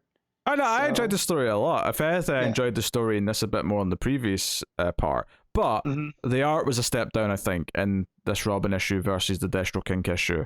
I'd probably say that I'd still give it a 7, and just I'd probably still even it out at a 7. But I'd say slightly better story, worse art. Yeah, like if we did 0.25s, I would definitely give this one a 0.25 over the last one. Sure. But they are about even, which I think being Williamson and them being that even really helps the event, not the event, the story crossover, because it doesn't make it feel like one issue is more important than the other. That they are just part of the same story. So that's nice. Do you know what? He's a consistent 7 out of 10 writer. That's not really that true, because he tanked heavily in the Flash. But typically when he's on point, he's hitting consistent 7s out of 10. Unless when he has a special issue, maybe we'll have an example of that later in the show. I don't know. But there you go. So I guess we rated it already. That's Robin issue 13. We all said 7. Yeah. I don't know if we have. Oh, I think Batman's next week, so I think we do have a part of this next week. So yeah. So yeah, we'll be back for Shadow War. This is the first month of it done. First 4 out of 9 parts, I think. I believe so, and we get an Omega issue, right? So technically, this is part 5 if you include the Alpha. But yeah. So there you go. The Swamp Thing, issue 12, Ram V writing with Mike Perkins on the art. And oh boy, some juicy stuff in this, I think, I would say. I was going to come out and say I love this issue. This is the type of Swamp Thing which then led me to tell my wife why I love this issue so much. And her going, this all happened in a comic book? And I was like, well, not all of it. I gave you a brief history of Swamp Thing, but the thing I'm excited about happening. I like the idea you gave her 30 years of Swamp Thing history and then just put on a little footnote at the end about what this issue was. And she's like, that all happened in 22 pages? Maybe it was closer to 10 years of Swamp Thing history between Snyder and Soul and V. Well, yeah. Here's the thing. So, last issue we had, what's his name? I always forget the villain's name. Pilgrim. Well, right. He's not, but he works for Pilgrim, right? Sure, Who's the company? I always forget the company's name. You forget the guy's name, I forget the company's name. No, Pilgrim is the guy, I'm sure. Let's do this again. I did remember it was the Pale Wanderer. Yeah, Pale Wanderer, yeah, that's fine, but It's Prescott Industries, and it's Mr. Pilgrim, right? There you go. The guy is Pilgrim, right? I was right. There you go. Yes. Anyway, so Mr. Pilgrim, he of course like had an operation last issue with the Pale Wanderer, bonded with him. This issue definitely made it clear it was the Pale Wanderer because it went into the history of that character. But more importantly, is that when this new version, this new merged version, which does seem to be closer to Pale Wanderer than it does appear to be Pilgrim. But they're calling, so he's calling him the Pale Pilgrim, which is interesting. And what the goal is of this, and I remember because we really loved those first couple issues of the book when that Pale Wanderer was introduced, and we talked about how he wasn't really part of the red or the green or the rot. He was kind of this new thing that had been created, that man had kind of created over years of this greed and all this stuff. I love that this is coming back into it now, and effectively what this character is becoming is he is creating this new. So we got the red, we've got the green, we got the rot, some other ones which we don't talk about as much. He is effectively going to or not even create. It's kind of happening naturally because the world has had this for so long now, but that he is going to advance and kind of nurture industry as the next pillar, the next parliament. The Parliament of Gears, I think he called it at one point. And that's when I went, oh man, okay. So, and what Ram V is saying here too, just with the ideas, because we all know that he loves to play with the, the ideas becoming manifest in reality, and that the Pale Wanderer started off in the desert because it was the spirit of enterprise, right, in these prospectors, and that greed would never be satiated, so it created the Pale Wanderer because it's always going to want more, and you're never going to be able. And that feeling comes from industrialization. And the idea of that merging with someone from a evil corporation, that all just links up wonderfully. Right, and how that fits in with the ethos of Swamp Thing and wanting to defend the earth and keep it pure. And how this guy doesn't care about any of that. It just, oh man, it's so good. Yeah, I do love this idea that, if you go back to the dawn of time, back to the Stone Age, whatever, it is just the red, the green, the rot. It's simple. It's just those three things. But over time, the ideas that we have brought and that have become so strong and that have dominated, because he even says it at one point in his big speech at the start, is that industry has shaped the world and everything that we have in this planet, and to the point where it's kind of hurting the planet a lot, right, in the real world, literally, is industry, right? And obviously a lot of good things have come from industry, but there's a lot of pollution, there's a lot of other things, there's greed, there's a lot of and there's the corporate system, and this is where I got talking to my wife about this, is just in Snyder's Swamp Thing, right, we got the vibe that the red, the green, and the rot are all meant to be equal, right? But occasionally one gets a little bit too I'm just going to run this. And that's how we get Anton Arcane corrupting the rot, and that you need Abby to balance that back out. Or sometimes the green decides and then you get a rogue Swamp Thing. And I feel like here the Pale Pilgrim is this, one of these parliaments getting out of control and being corrupted. Because again, good things can come from industrialization if there's balance and there's give and there's take, just like with the rot. Which right? It's interesting, because does that mean that the ultimate end of this story is that you can't get rid of the industry, part of this? Right. You have to keep it, but it has to then be in balance with the other three and the whatever else. Because the end of the issue, I think, is also hinting at another new thing. Right. So we'll get to that. Right. But and that's when Holland Tefe shows up and she's talking about how she had to learn that the green had learned through her, and the reason she exists is that they learned you have to work with humanity because humanity is more powerful than they realize. Oh yeah, because there's been times when the green has went a bit, Old Testament says we need to wipe out the humans, they ruin everything. Well, and that's when it makes me think back to the stuff in the green with Ivy versus where we had the Queen Ivy kind of more militant one, and then the other Ivy, I forget what they called her, who was the more innocent one, and just how Poison Ivy wants to constantly. It was Poison Ivy and just Ivy, I think. But anyway, how that's that idea of the Green wanting to wipe everything out, Old Testament style, you know, and that there's a balance there. She has to have both. And so with Tefe here being like, yes, I mean, no one's exactly good and bad. It's how they're being used. Because you even look at Levi and Jacob, is that Jacob was like the personification of the rage of the Green, whereas, you know, Levi was more being controlled by the Green, you know, versus using, and there's just layers upon layers to this story. And this issue just brought them all up, and I love it for that. And I loved last issue how Swamp Thing is, you know, basically just like derelict in the Green, but he's keep putting all of his energy into keeping this one Rose alive, his little one piece of hope. And then when Tefe and Jennifer find him, and she's like, "You're sort of lingering on this rose, but I've turned it into this desert rose, which it can survive on its own." A Jericho rose, sorry, which can survive on its own for a long time, and because you have to hope and trust that it will come back on its own. The idea that your brother will come back around on his own, you can't necessarily force it.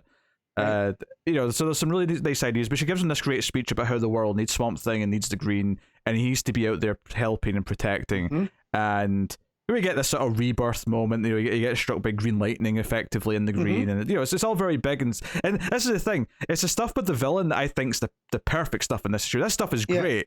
This is the lesser part of the issue, and it's it's really good. Like this is all good and stuff, but it was what he was using to say with the Pale Wanderer, and then even what that means with Levi, because Levi's also a man of two worlds. Is that Levi was working for Prescott, and he was meant to use that connection to his dad to allow them to destroy, you know, all of that stuff. So again, this is not Prescott's first, you know, attempt at this, and now it's like they've risen to like Luthor levels of corruption. And by then creating this creature. And then we follow up Jack Hawksmoor, the guy that was introduced to last issue that I'd never heard of before. But he's got the metal feet. He's connected to metal. He's connected to. He talks to cities, because I remember me and Connor having this talk. So, and he's talking to Detroit, which world famous for being a city that is, you know, actively dying. Like people are constantly fleeing Detroit. Yeah, but it's also referred to as like, you know, the Motor City. It's seen as an industrial city, right? So the conjuring the image of factories, of gears, of things like that. Like you know. So and the reason why Detroit is dying is because that industry left, right? And so it's left like this husk there. Well, the context in the scene itself is that he effectively starts to see like the remnants of like the homeless or whoever who have been consumed into almost the Tetsuo-like Iron Man. So in the same way that sometimes with the Green and Swamp Thing, we'll find people like sort of covered in vines and they're in like grass and like, you know, natural looking things like that. Here it's a lot more of like a cyber techno horror kind of thing where they've got like bits of metal sticking to like half a face and there's gears and springs and it's all this like, you know, techno cyber horror, which I love visuals like this. So but to me, like part of this is the idea that the Pale Wanderer, or sorry, the Pale Pilgrim now, I should say, the fact that he is now like sort of like growing industry, it kind of felt like to me that the reason why this city's starting to kind of spark life and like sort of like start to show its horrors and speak to this you know, Jack guy is because of what Pale Pilgrim's awakening and stuff. So I felt this was connected to that in some sort of I know I did too, and that's why I said like that's a city where industry was, where it once thrived. Right. And now when it left this husk that's now being reanimated in a grotesque way, and it's out of balance. And just Hawksmoor's like Perkins' art on this was top notch. Hawksmoor's reaction to the like half human, half metal, just like massive stuff is so good. Because there's a sense of horror. Oh, it's horrific, yeah. I mean, I always think there's a good bit of horror in any good Swamp Thing story, just because of the type of visuals you're dealing with, regardless if it's the green, the red, the rot, the you know, the industry, whatever. So obviously Levi comes out of the Green. We get like a montage where he does tell Jennifer he loves her, and they have sex. They have this romantic night, and he senses that something's going on, and Hawksmoor's, similar kind of thing. He ends up, Swamp Thing comes to him, or he goes to Swamp Thing whilst he's been attacked. And yeah, so it's kind of like finally these two are going to, they're fairly coming together, and we don't really get much of the conversation. They just kind of come together towards the end of the issue. But then there's kind of a little epilogue scene, which is especially notable to me, because it's just like, oh, we're in New Mexico, it's 1945, and I'm like, oh, what's notable about New Mexico in 1945? And you see a mushroom cloud, and you see these sparks of light. It almost looks like Christmas lights in the dark, right? Just these floating sparks of light. And it talks about how, like, this sort of like it's this narration that's third person, but like a lot of narration in Swamp Thing, it's intentionally bodiless. It's not from someone. It's almost like a, something. Yeah. So it's just someone's telling us this. But it starts talking about this is when she was born. The idea that the first nuclear explosion created something new, because it's something so... And it's so funny, because I could compare this to something, and I'm not going to. Okay. But I'm happy for reasons. And people who watch the show and know about something else might know why I'm happy about this. But I'm not saying it. I'm not going to tell Matt. I can't tell Matt. So it must be Twin Peaks related then. I can't tell Matt, and that's all I'm going to say. Yeah.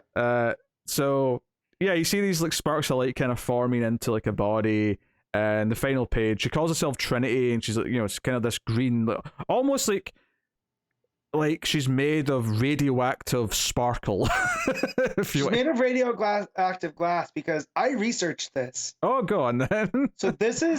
So White Sands is in Alamogordo. It was a missile range. It's where they tested the first atomic bomb. Okay. Code name Trinity.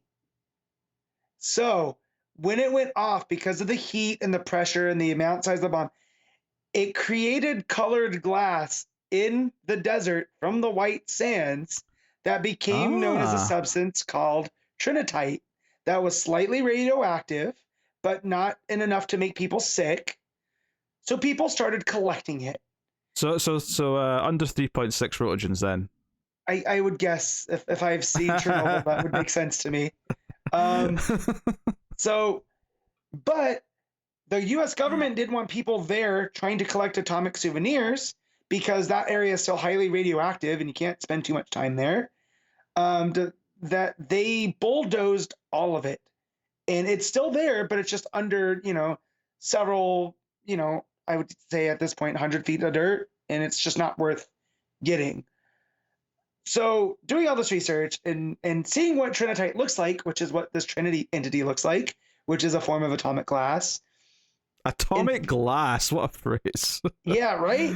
And I get a little bit nerded out by this because the history of my city of Las Vegas, right? There's a lot of atomic iconography because of the test site. And shoot, a couple of weeks ago, I was out by the test site going to Area 51, to the outskirts and whatnot. So like this popping up. Go to visit your parents, books, yeah. Yeah, I had to visit them. But this showing up in one of my favorite books at this time, sometimes it's just one of these weird coincidental, just like I'm reading this at a time for a reason, and then just that she calls herself Trinity, I was like, okay, well, what's the significance there? Oh, the first atomic bomb. Well, this is all neat, right? This is all neat. Like, okay, this is why they named it this. This is why, right? But I think what's more interesting to me is that if we've introduced industry as one of these forces, then which one is she representing specifically? Is she the nuclear age? Right? Is that what she is?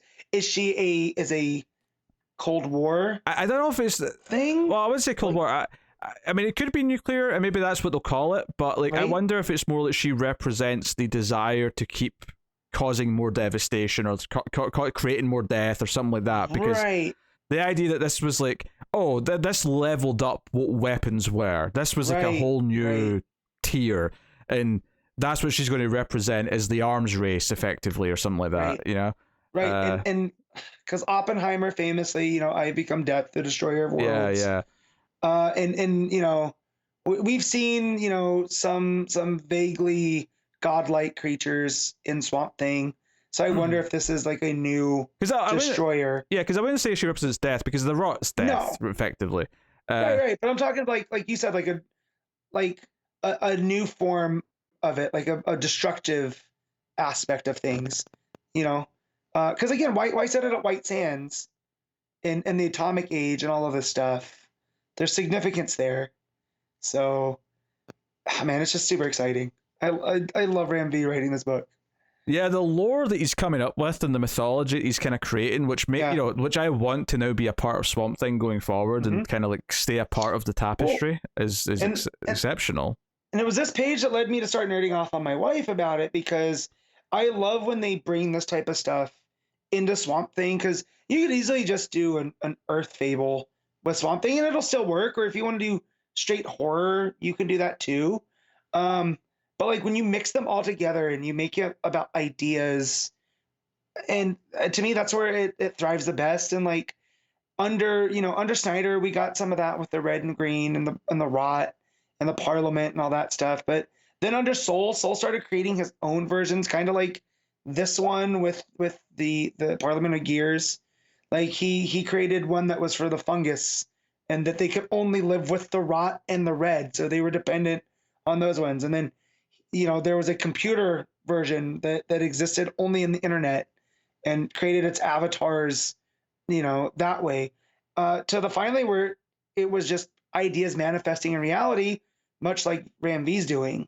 And I almost feel like that was the bridge that because I haven't read early Swamp Thing, like I start with Snyder, but each Swamp Thing builds from the other. So like, let's say Ram V finishes this and he doesn't get to write Swamp Thing again. It would be nice if the writer picked up on this and it creates that nice bridge that, each writer is leaving their impact on Swamp Thing. And it's just so cool. And he's also teaching me history, right? Like the fact that he named this thing Trinity, I'm like going, why is it called Trinity? And me going and looking it up, it's real cool. But yeah, I just love this issue. This was a good issue. That was a fantastic issue. It was tantalizing with all of its ideas. There was some good character stuff in there. Some good classic Swamp Thing stuff, but some really great new, just like thought-provoking stuff that just and that last page is so ethereal too. Like, just her forming out of those, like you said, like Christmas lights type of thing. Because you could have ended it 2 page early, like when Swamp Thing and Hawksmoor like see each other face to face, like that could be a cliffhanger. And okay, we'll pick up here next time, and it would have still been like a great issue that I would have rated very highly. But then you add on these 2 pages and it's like, oh, and there's something else. Yeah. And like, what is this? Because that's how we felt about the Pale Wanderer, right? We're like, what? Yeah. What is this thing? And we had ideas, and it was cool that he answered them here, but it exactly was. And it's like, well, great. Is the Pale Pilgrim now going to try to corrupt Trinity? Can you corrupt Trinity? I mean, the arms race and the development of new weapons isn't necessarily completely disconnected from industry, so it's not. It wouldn't surprise me if this is not going to be an adverse relationship. This could be one where they need each other, and they it needs that side of it to work. Much like the green and the red and the rot need each other. It's almost as if Trinity needs the Pale Pilgrim, and it's almost like the man-made ones might actually rely on each other as well. Right. And whatever's going on in Detroit, if that's a new one, or if that's just Pale Pilgrim's work, like, yeah, they're all going to feed on each other. They're not feed on each other, but you know what I mean? Like, feed off of each other and work in harmony. But because, before Eisenhower left power, he tried to warn people of the military industrial complex. And, he came from that. He was a general. He saw it firsthand, the horrors of this stuff. And it seems to be people that don't see that are the ones that want to wield it. And I wonder if that's going to come into play as well. Yeah. Right? Like the people that helped create the atomic bomb weren't the ones that said to go use it. I think that part of that's already there, because you got Pilgrim himself. He didn't understand what he was meddling in, and now he's this, avatar for industry. It's who knows what this will rot. This is, I mean, it's weird to say this, but I do think this final arc that now in this these last 6 issues might actually end up being the best part of the Swamp Thing run. Yeah, and it's so good that people did go out and buy the first 10 that we still got this, because let's say they didn't. Yeah. We wouldn't have this right now. Ram V would have moved on to something else and put his energy somewhere else, and instead of, I feel where it belongs is right here. Yeah, this feels like this is what the book was really always building up to. So it's like, I think secretly they were hoping they were going to get to finish it. But yeah. So. Almost like a drug dealer. They gave us the first hit, and now they're like, here's the good stuff. Because this also fits in with his future state stuff. With I can almost see, those different forms of Swamp Thing that we saw in that future story, in what led to that. Because I don't want to spoil it for people if they haven't read it, which you should go pick up those 2 issues. They're fantastic. What led to that future? I don't think they're as good as the main book, for the record. I thought no, they're still very enjoyable, I think. Yeah. Especially knowing where the book's going, and where since we read those 2 issues. I think there's a lot of where, kind of like we said with the Philip Kennedy Johnson Superman stuff with Warworld, there's a lot of seeds there for where this was going to go. And yeah, also Pharaonic Man, Woodrew. Yeah.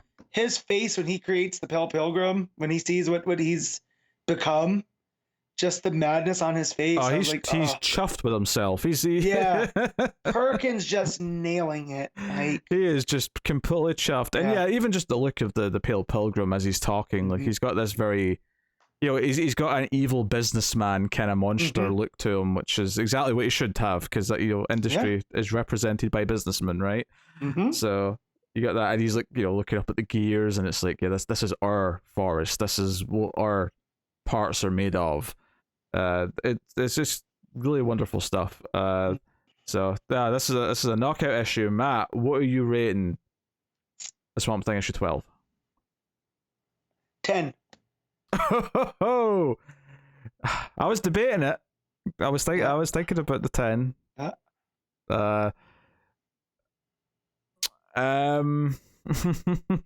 I go I kind of do. I'll go 10 as well, because I think there you go. It's one of those things where when something just sparks me so easily with like some good ideas, that I get enraptured in the story, and this is what that was. The way the Pale Pilgrim stuff unfolds, and just the light bulb going off to those first few issues when we get in, like, it was just perfectly paced, So the fact that we got to this is the avatar of industrialization, and what that led, it was that led Levi to become the Swamp Thing, and just that's all it was set into motion all those times ago. It's so good. Like, it's Ram V and Mike Perkins working in harmony to make this go, and it's just so good. All right. Dark Knights of Steel issue 6. Tom Taylor writing with Yasmine Putri on the art. So we don't get any more of the Kents raising best Superman Bruce Wayne. Shut up. This issue, they're saving that for later. But we do get some intrigue here. So Tim Drake turns out he's a spy for in the House of Storms. Oh, he's a spy for Batman in the House of Storms, yes. And Constantine basically kind of figured this out, and he's drinking himself silly because of Jefferson's death, and knocks him out the room. When the others find out, when Jennifer finds out, she banishes him and tells him to leave. She's almost going to kill him, but is held back a little bit by Constantine. So he goes and tells them that they're coming for war. They're going to do this, and they think Zala killed Jefferson, and there was a whole boat full of witnesses. And Zala's like, "What?" And we said this last issue that I'm pretty convinced at this point that it was so blatant how she came and did that I'm pretty sure it's a shapeshifter or something and not her. Yeah, well, and then with what we saw, what happened with Cal in one of the issues that has led to Super Bruce. Maybe it was, but now I am not sure. Possibly mind control, actually. I'd say maybe they're being controlled for brief periods. Yeah. Right. Because now I'm not even sure what's going on with Cal. Because I thought what I had was like, oh no, he's protecting his seat. Now I'm not so sure seeing him, what happens with him. Yeah, because we thought he was a straight up villain from what he did to Bruce. But now in this issue, he feels like he's not. So it could be that someone can control Kryptonians for periods of time and they don't remember it, perhaps. Right. And is this part of the Green Man thing? Like, is this? Yeah. You know, because there is something going on, like you said, shapeshifter, mind control, whatever it is. These guys, the Kryptonians, don't remember anything. Yeah, they have no idea. So, well, Zala certainly. I mean, Cal's a little up in there. Like he still could remember that, but it doesn't feel like he does. But yeah, so the big problem here though is that if they go to war, because the Amazons have like a treaty with the Jeffersons and the Storms, it means that they have to come and fight by their side against the House of L. But what if Zala's girlfriend, who's Diana of Themyscira, what if she's the leader? Yeah, Waller's clearly implying if we kill off Hippolyta, then maybe we'll create a new era of peace and alliance because Zala and such Diana. A Waller move, right? Like, even in a medieval setting, Waller's still trying to kill people for world peace. Yeah. So Kyle's whole thing is that he wants to fly off and try and prove to the Amazons that like not to go to war, that Zala didn't do this. So he flies off. I love that he said, because like Paul's like, no man's allowed to set foot on Themyscira, and he's like, I've not set foot, because he's like hovering like an inch above the ground, and she's like, that is a technicality, and pulls out a sword. He's out of line, but he's right. And he ends up with a sword ran through him. They do not want him there. No, they do not, and they end up keeping him captive in a chamber, and they're question him and torturing him or whatever. The whole thing's quite interesting, but it's Lois who comes to see him, and this is the first time they're meeting. So obviously it's Lois and Clark. So you're like, this might go somewhere. That got a cheap pop out of me. Of course it did. And then he's being bound by a golden rope. Yeah, lasso, effectively. So he's brutally honest about things, which means that he at least believes that Zala didn't do any of this. Right. Yeah. So as far as he knows, it's the truth. Yeah. And, but unfortunately, they've already left to go to war. That's the cliffhanger at the end of the issue. They're sailing off. Yeah. We also get that Constantine is like, I know how to bring, I know how to bring the prince back, because they can't bring Jefferson back because he's missing a heart. Well, we get to that because we didn't know that at first. What happens is he raises Etrigan, but then says, "Give me the head of the demon," and then it turns into Ra's al Ghul. So things are working, weirdly here in a fan fictiony way. And which I love, because he's the demon's head. So what does he do? He's bonded with Etrigan. So Ra's al Ghul goes to see the bodies, and it's him that says, "Yeah, Jefferson's, he's too dead. I can't bring him back, but the prince, I can bring him back though." And I don't know if that just means he's going to like sort of, all right, let's go to Lazarus Pit and wake him up. But which if he remembers, if he beats the madness before they go to war, he would remember who swooped him and dropped him, right? Yeah. And Raz says, I'll bring him back under the condition, Constantine, that you give me where the Titans are. You don't have to like do anything, but just tell me where they are. And I'm thinking, who are the Titans exactly in this example? And is one of them Damien, and that's why he wants them? Yeah, maybe. I also thought like this is in a fan fiction-y way. These are monsters. Okay, like in the form of Titans, actual Titans rather than the Teen Titans.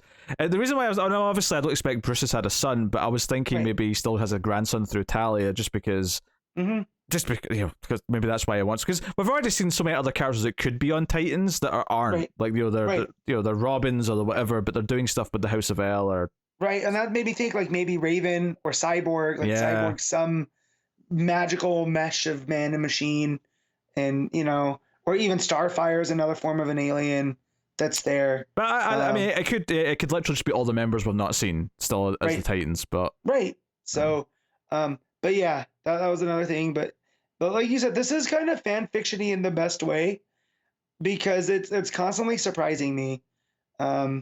Because I thought I had it figured out I was like, oh, well, Cal's just, this is his kingdom. He's doing what he can to watch his throne.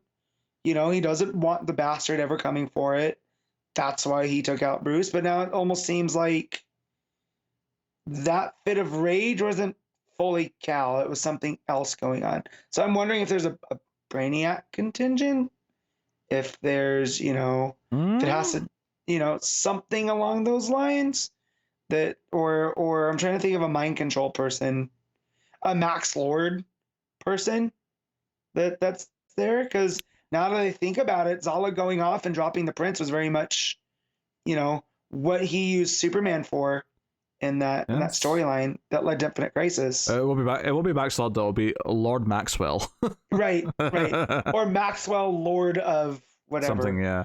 Yeah. So, it got my gears kicking that, I have no idea what's going on still, and we're halfway through this.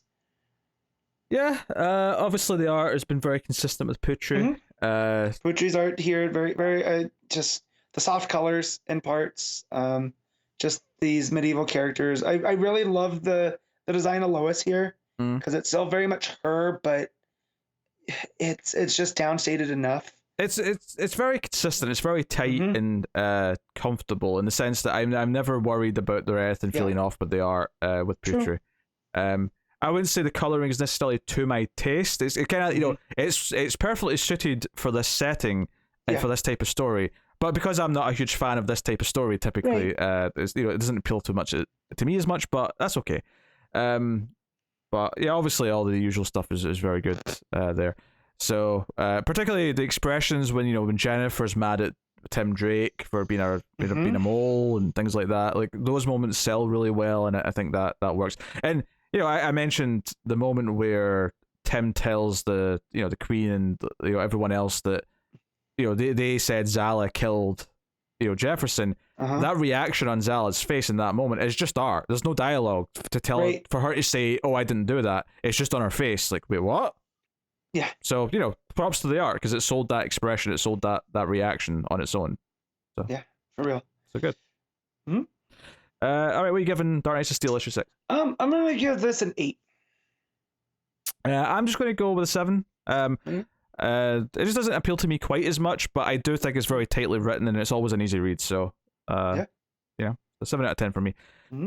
So Rogues issue 2, Joshua Williamson writing with Leomacs on art, and this is a story of two halves. This issue. So last issue it was Captain Cold getting the team together and then kind of getting them all involved in a murder at the end, so they're all in deep kind of thing. Yeah, you're in whether you like it or not now. This issue is very much, the first half is the journey to try and find Gorilla City, and so you get a bit of a montage with them riding in buses, paying for plane tickets, trekking through the jungle, finding the decoy place, which I did love that the trickster realized, this is a decoy, this is a trick. Yep. He figures it out. He's like, this is too easy and this looks too, I was expecting something bigger than this. Well, I also love how when they find it and it's just like a series of treehouse, it looks like the in the New Planet of the Apes, the society that Caesar created, and I'm like, I've seen Gorilla City before. Yeah, it did not look like this, so something's up, and the fact that it made Cold seem like a fool, and it made him question his relevancy again, because that's what caused this all to begin with. Oh, of course, yeah. So it's these constant setbacks that are pushing him to go, maybe take things a little bit too far. Yeah, and I don't want to get into all of them, but there's a lot of nice little moments up to this point where they're on their little boat and it's like Apocalypse Now, where they're riding down the river and there's some conversations between him and his sister. There's moments between some of the other characters. Magenta has to pick up the boat to because at first it won't sail because it's like stuck in the land, and they said they had a boat. You didn't ask if it worked. Yeah, and I was like, oh man, and her picking that up and shocking everybody. I thought that was a fun moment. Yeah, it's good stuff. And then the argument when they find this like decoy, but then the trickster starts laughing, and I love that he figures it out because he plays tricks on people. So they open it up, and it turns out there's like a sort of service tunnel almost to the real Gorilla City.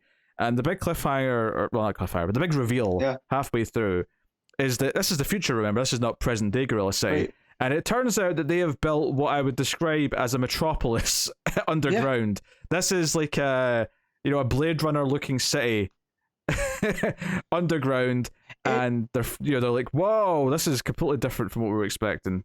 Yeah, did you ever have to read Animal Farm? I did not know. So basically, in Animal Farm, it ends that they can't tell the difference between the pigs and the humans because the pigs have become, just another form of it. And it just kept reminding me here because when you see the gorillas, they've just copied. They were supposed to be advanced and better, right?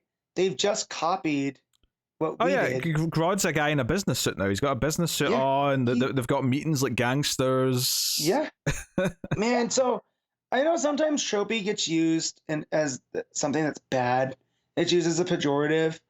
This book has been so tropey in all the best ways. Like the heist element, this adventure element of going through the jungle. Now it's become a mob thing, like complete to some of the dialogue, between like I was, and the design of one of the gorillas, he looks like the Godfather. Yeah. And Grodd loses his temper for a moment. Says, "No, that's the old me. I'm civilized now." Yeah, it's very Tony Soprano-esque. Yeah. There's a lot of stuff like that going on. And they're talking about how they're trying. So he's got a wife and kid now. We see them briefly, but there's a lot of like he kills another ape because he was going to work with a human to like undermine him or something like that. And the wife's like, "Wait, I'm friends with his wife. Well, how am I supposed to like look at her now?" And like you don't talk to her now. Like that's it. Like this ape's committed a crime. That's us. You don't know. You don't know him. So no, it's all really good stuff. And then we have like the rogues like sort of casing the place out, like looking for where they're actually going to rob stuff from. They find that there's like a big bank, and they do note though that there's like a really big energy reading coming off one of the buildings, so it feels like there's going to be something revealed next issue about maybe someone or something that's in there that isn't just money and gold. Yeah. But so they're teasing up mysteries like that. But yeah, it's very much a city of the apes where you've got all these gorillas in like security guard uniforms with guns in front of the bank and like all this stuff. So it's like, okay, there's gonna be a really fun heist issue next issue then. Like we're getting back to that, but it's in a really different context to what we probably thought it was going to be. Yeah, and like was it Trickster goes off and plays cards with a group of them and finds out that their money is gold coins. So they're onto something. So Len was partially right about that. But like the fact like there are some humans in the city, so they don't stick out so bad. I did like that little. Yeah, little I really like the moment where like Cole's still trying to, because they're all saying this is much harder than we thought. This is completely different. This is a full city. The security, like what, like we can't do this. And they turn to like Glider and say, like, do you think there's a chance we can actually do this realistically? And I like that it takes like a whole page of her looking around, looking at the city, and she looks up, and then she says F Grodd. And it's like, okay, it's on, they're going to do it, that's the big thing. And then the ending of the issue, although after Cold has like a panic attack where he sort of slaps himself in the alleyway. Yeah, so at first I thought he was being attacked by somebody, and then I realized through the art that no, that's his own hands. Yeah, he's just slapping himself to sort of keep himself like, I don't know, straight and thinking clearly. He's snapping himself back in. Yeah. But he's not feeling really great, but he does get hit. He gets knocked down, he gets picked up, and then the detective gorilla like grabs him that we saw earlier on. From Angel and the Ape. Yeah. Grabs him and says, "What the hell are you doing here, Cold?" And I don't know, is this the one that was in the flashback in the first issue at the bar that maybe revealed? Yep. Yeah. That's the one that he was there. He was the one that was talking about Gorilla City. That makes sense that this is the one that knows him then, yeah. Yep. And then the right-hand man to Grodd is Gorilla Grimm, who we knew from Nightwing. Yeah, that's right. That's right. Supervillain support group, which I thought that was fun to bring him in. So him being the right hand and kind of the fixer. Yeah, because he's got the more patchwork looking suit jacket, right? Suit. Yeah. Yep. And then Grodd looking like Kingpin, right? And he's got a cut down his eye. But it's very Kingpin because he's like the mayor of the city, and he's trying. He's talking about like balancing the budget, but then he also gets angry and like kills an ape. So right, and he smashes the dude's head with his telepathy, and that's where or telekinesis, and it's like, no, we're not doing that. I'm not that anymore. So I just love that all that character development there, and just seeing what Gorilla City's become outside of Solivar, and that they even talk about is like, oh, we sat on the council. Solivar would have he'd be fine with all this, and it was like, yeah, I don't think so. He was trying to keep you guys from becoming this. So yeah, it's oh man. And so when I say it's tropey, I mean that as a compliment, because this is hitting on all these things that, you know, it's a rogues heist now that became a gangster movie, you know, halfway through. But it was also super cool. But it was an adventure thing in the middle before that as well. Like yeah, exactly. There's been all these segments to it. It's cool that, and because of comics, you don't question. They all melt together really well. You know, it doesn't feel out of place when it becomes the gangster story. It fits still. Yeah, the tone's still all the same. Because I expect it'll swing back around to heist because they're actually going to do the heist next issue. But yeah, it's been really fascinating to see it go through all these different phases, and it's like built up the stakes too, because I feel like there's not whatever has given Grodd the power to take over the city isn't gold, right? It's whatever is powering in that. Oh yeah, sure, yeah. And honestly, like, not to be negative about other things, but this is easily the best thing Williamson wrote this week. This is the fourth Williamson book we've talked about today, and I'm enjoying the crossover. And I didn't hate Death of Justice League, but this is head and shoulders above them. This is a far superior comic book. When he hits, he really hits. You know, this felt like when Nailbiter was really hitting. How he's balancing different I haven't threads. read that, so I'm going purely on his DC work. So I wouldn't say he actually hits like this that often. There's only a couple of times he's done that. Yeah, for me, who's read his a lot of his independent stuff, like again, Nailbiter and Birthright, when those hit, they're top notch, man, great storytelling. So, you know, yeah, in his superhero books, it's been rare, but he's done it a couple times. Not like this though. This is the first one I feel. Maybe the Flash special. It was the annual, I think, in the middle. Annual. It was run when Wally came back properly. Yeah. Or it wasn't when Wally came back, but it was when Wally's story got properly explored. Yeah. That might be the biggest bullseye he's had up to Rogues. But yeah, this might be his best DC work thus far. I think it's part of it is maybe just because it's so focused. It's not confined to like having to like be in continuity or anything like that. So it's just like it's still playing off of his love of a lot of these characters, but it's untethered and doesn't have to worry about setting things up for the future. It's just a contained story that has to set up its own things that it'll pay off by the end of the story, and I think that is really helping. But this is definitely the most thing. This is by far what I've enjoyed the most from Williamson, I think, since the start of his writing in DC. So, yeah, I wouldn't doubt him with certain projects, but certainly his in continuity stuff's a bit more, just fine by comparison. So, and the art's again from Leomacs is solid throughout, and he gets us to do so much stuff. We get like this sort of Apocalypse Now style journey in the river and the jungle in the first half, and then we get this like metropolis, like slightly futuristic ape city in the second half. Like that is somehow still like more like set in the 40s because of the way they're dressed, because of the suits and stuff. Yeah. So like it's this mishmash, and it absolutely works. Yeah. So yeah. It's a very delightful book to look at. The expressions are constantly great. There's a lot of good little moments where, it's usually Cold and Glider more than anyone else who are reacting to each other, but you get these little bits here or there of them. Because there's a moment where Cold's like, "Hey, were you and Bronze Tiger a thing at one point?" And she's kind of just, her reaction to that is really good, and there's like little moments.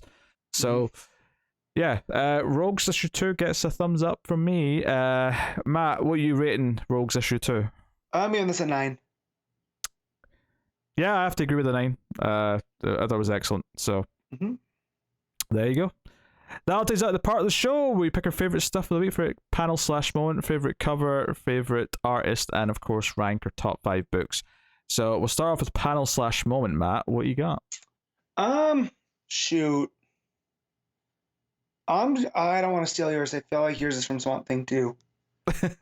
Where do I want to go with that? I'll let you have the Swamp Thing one. I'll go from Action when Superman gets the orphan box, and this is how we win. And it's an inspirational. Oh sure, yeah. Yeah, that was really good. That's really great. Now it probably is from Swamp Thing, although I'm not sure which one you're convinced I'm taking, because I don't know which one I'm taking. Okay. After you tell me which one, we'll see if I was right. Okay, well now I'm thinking about it. I'm like, okay, what moment speaks to me specifically? Because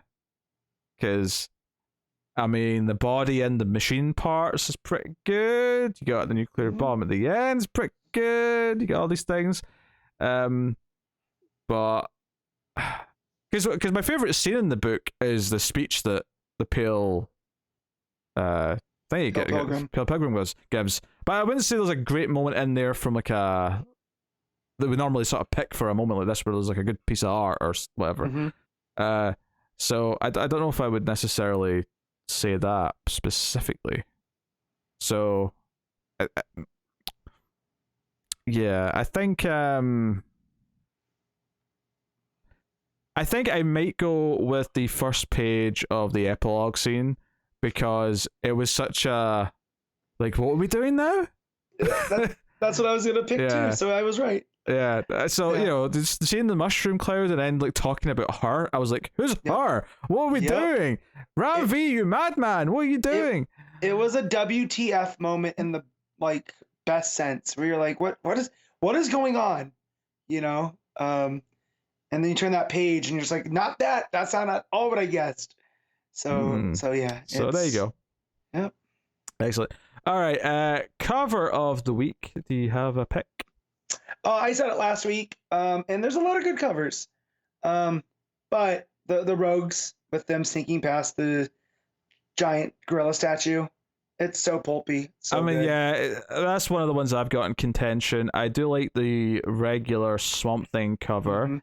The regular Action cover is. I've had the variant. Both covers for Action are very, very, very good. Those are up there. As far as Justice League goes, I'd say the one I like. It's kind of a little different than normal for me, but I like the Team Nuck cover, which is I think it's just because it's like a very 90s looking grip of the characters, just looking up. I kind of like. There is a Behermo cover for Detective with Riddler, who looks nothing like he does in the comic book itself. It's just a general Riddler. But yeah, that's what it is. But I think I will ultimately go with the regular cover for Action Comics. It's going to be my pick. But Rogues is close. I will say that. Yeah. I also want to shout out. There's a Middleton Dark Knights of Steel variant with Zala. I almost said Supergirl. Holding a sword. Well, it kind of is. It kind of is Supergirl, but yeah, but you know, when I say Supergirl, I mean I usually mean Kara. But I like that one a lot too. I mean the regular Dark Knights of Steel cover with the split Batman Superman's kind of cool too. But yeah, no, that Rogues cover though, that speaks to my soul. All right. Art of the week.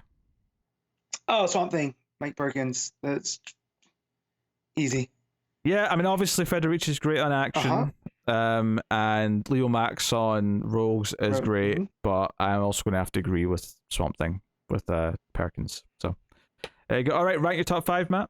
All right, number 1, Swamp Thing. Number 2, Action. Number 3, Rogues. Number 4, Dark Knights of Steel. Number 5.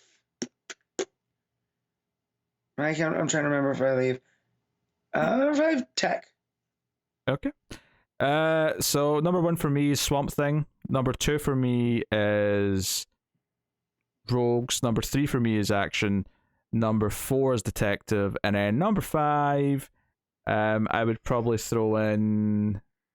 What was the second thing? It was Robin, issue 13. Yeah. I was trying to remember which one was second. The two of them. Yeah. I didn't know if I wanted to go Tech or Robin, and I eventually went Tech. Yeah. So there you go. But that is that. So I will tell you what's coming next week from Detective Comics. Yes, that's what it stands for. It does. It's so dumb. Yeah, I it's love silly. it though. But yeah, so coming next week we got Batman 123, which is part 5 of Shadow War. We got the Free Comic Book Day special for Dark Crisis. I don't know how much of that's actually going to be.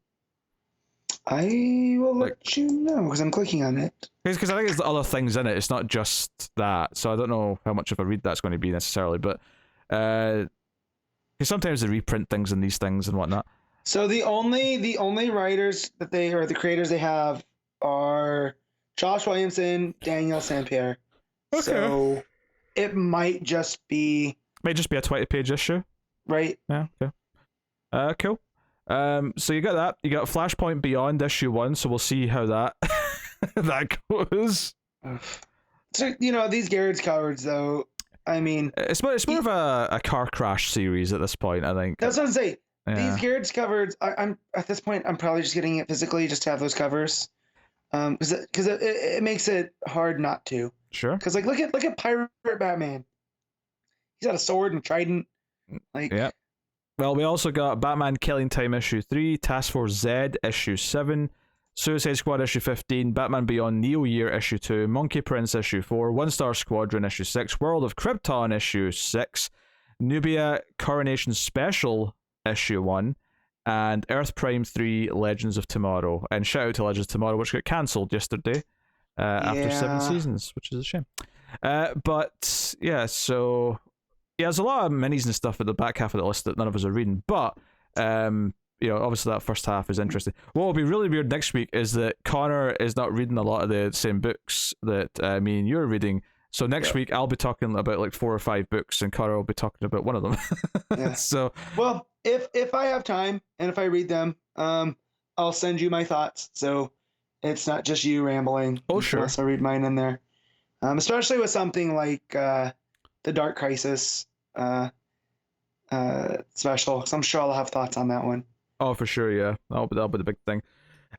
So that is what's coming next week. I will take this time to thank our Patreon producers, which is one of the higher tiers over at patreon.com/MailFuzzTV. We can support us for as little as $1 per month, but to thank the producers themselves, thank you to Tyler Hess, Cindy Palacios, David Short, Board Now, Christopher Moy, David Brown, Al Treisman, and Alison M. Fordyce.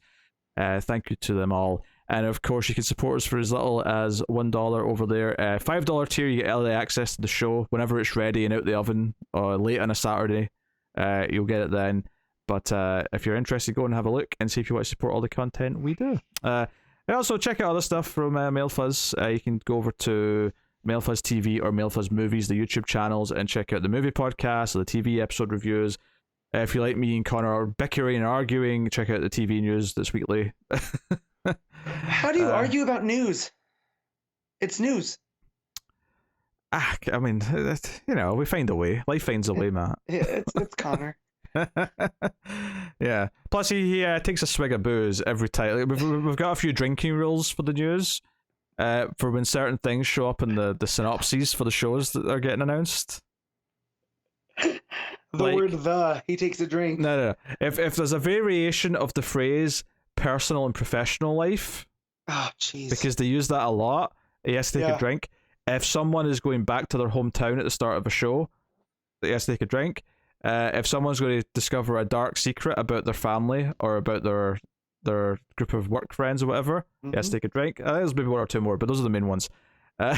So go check that out. And of course, you can get us on Twitter at DC Comics Podcast. So go and look us up on there. Maybe give us a rating on iTunes or wherever you get your podcast from. 5 stars with a review helps us out a lot, and just generally share us around. So thank you for joining the show once again on episode 303. Like I say, Matt will be taking a week off next week, but Connor will be back, so you get a different dynamic. And then hopefully the following week it'll be the 3 of us again, but we'll see. That's really up to Connor, because you'll definitely be back. It's well not Connor's I'll be back. Available for that week. We'll see. But that is the show. Oh yeah, I have to come back to that next week. Jurassic League comes out. Oh, by the way, just as we were starting, I think a new Jurassic World trailer dropped for the... Oh man, that one. I'm trying not to get caught in the nostalgia bubble, right? I'm a little jaded right now. I was all, I kind of felt my eyes rolling a little bit. Like, look, we've got the 3 actors from the first movie. In the first but like when I see Dr. Grant walking to see Dr. Sattler, it just, man, it fills me with emotion, because I love that first movie so much, and then they're really good in the third one together. So maybe we'll add a good dynamic. I don't have high hopes for that one, but we will see. I'm expecting glorious B-movie schlock. That's what I want from it. But then if that's what we get, perfect. But yeah, so there you go. That's the show. That is Comics From The Multiverse. Thank you once again for watching or listening. We always appreciate it. Keep reading DC Comics, but remember to never get lost in the Speed Force. And being without Connor, that's how we win. Bye.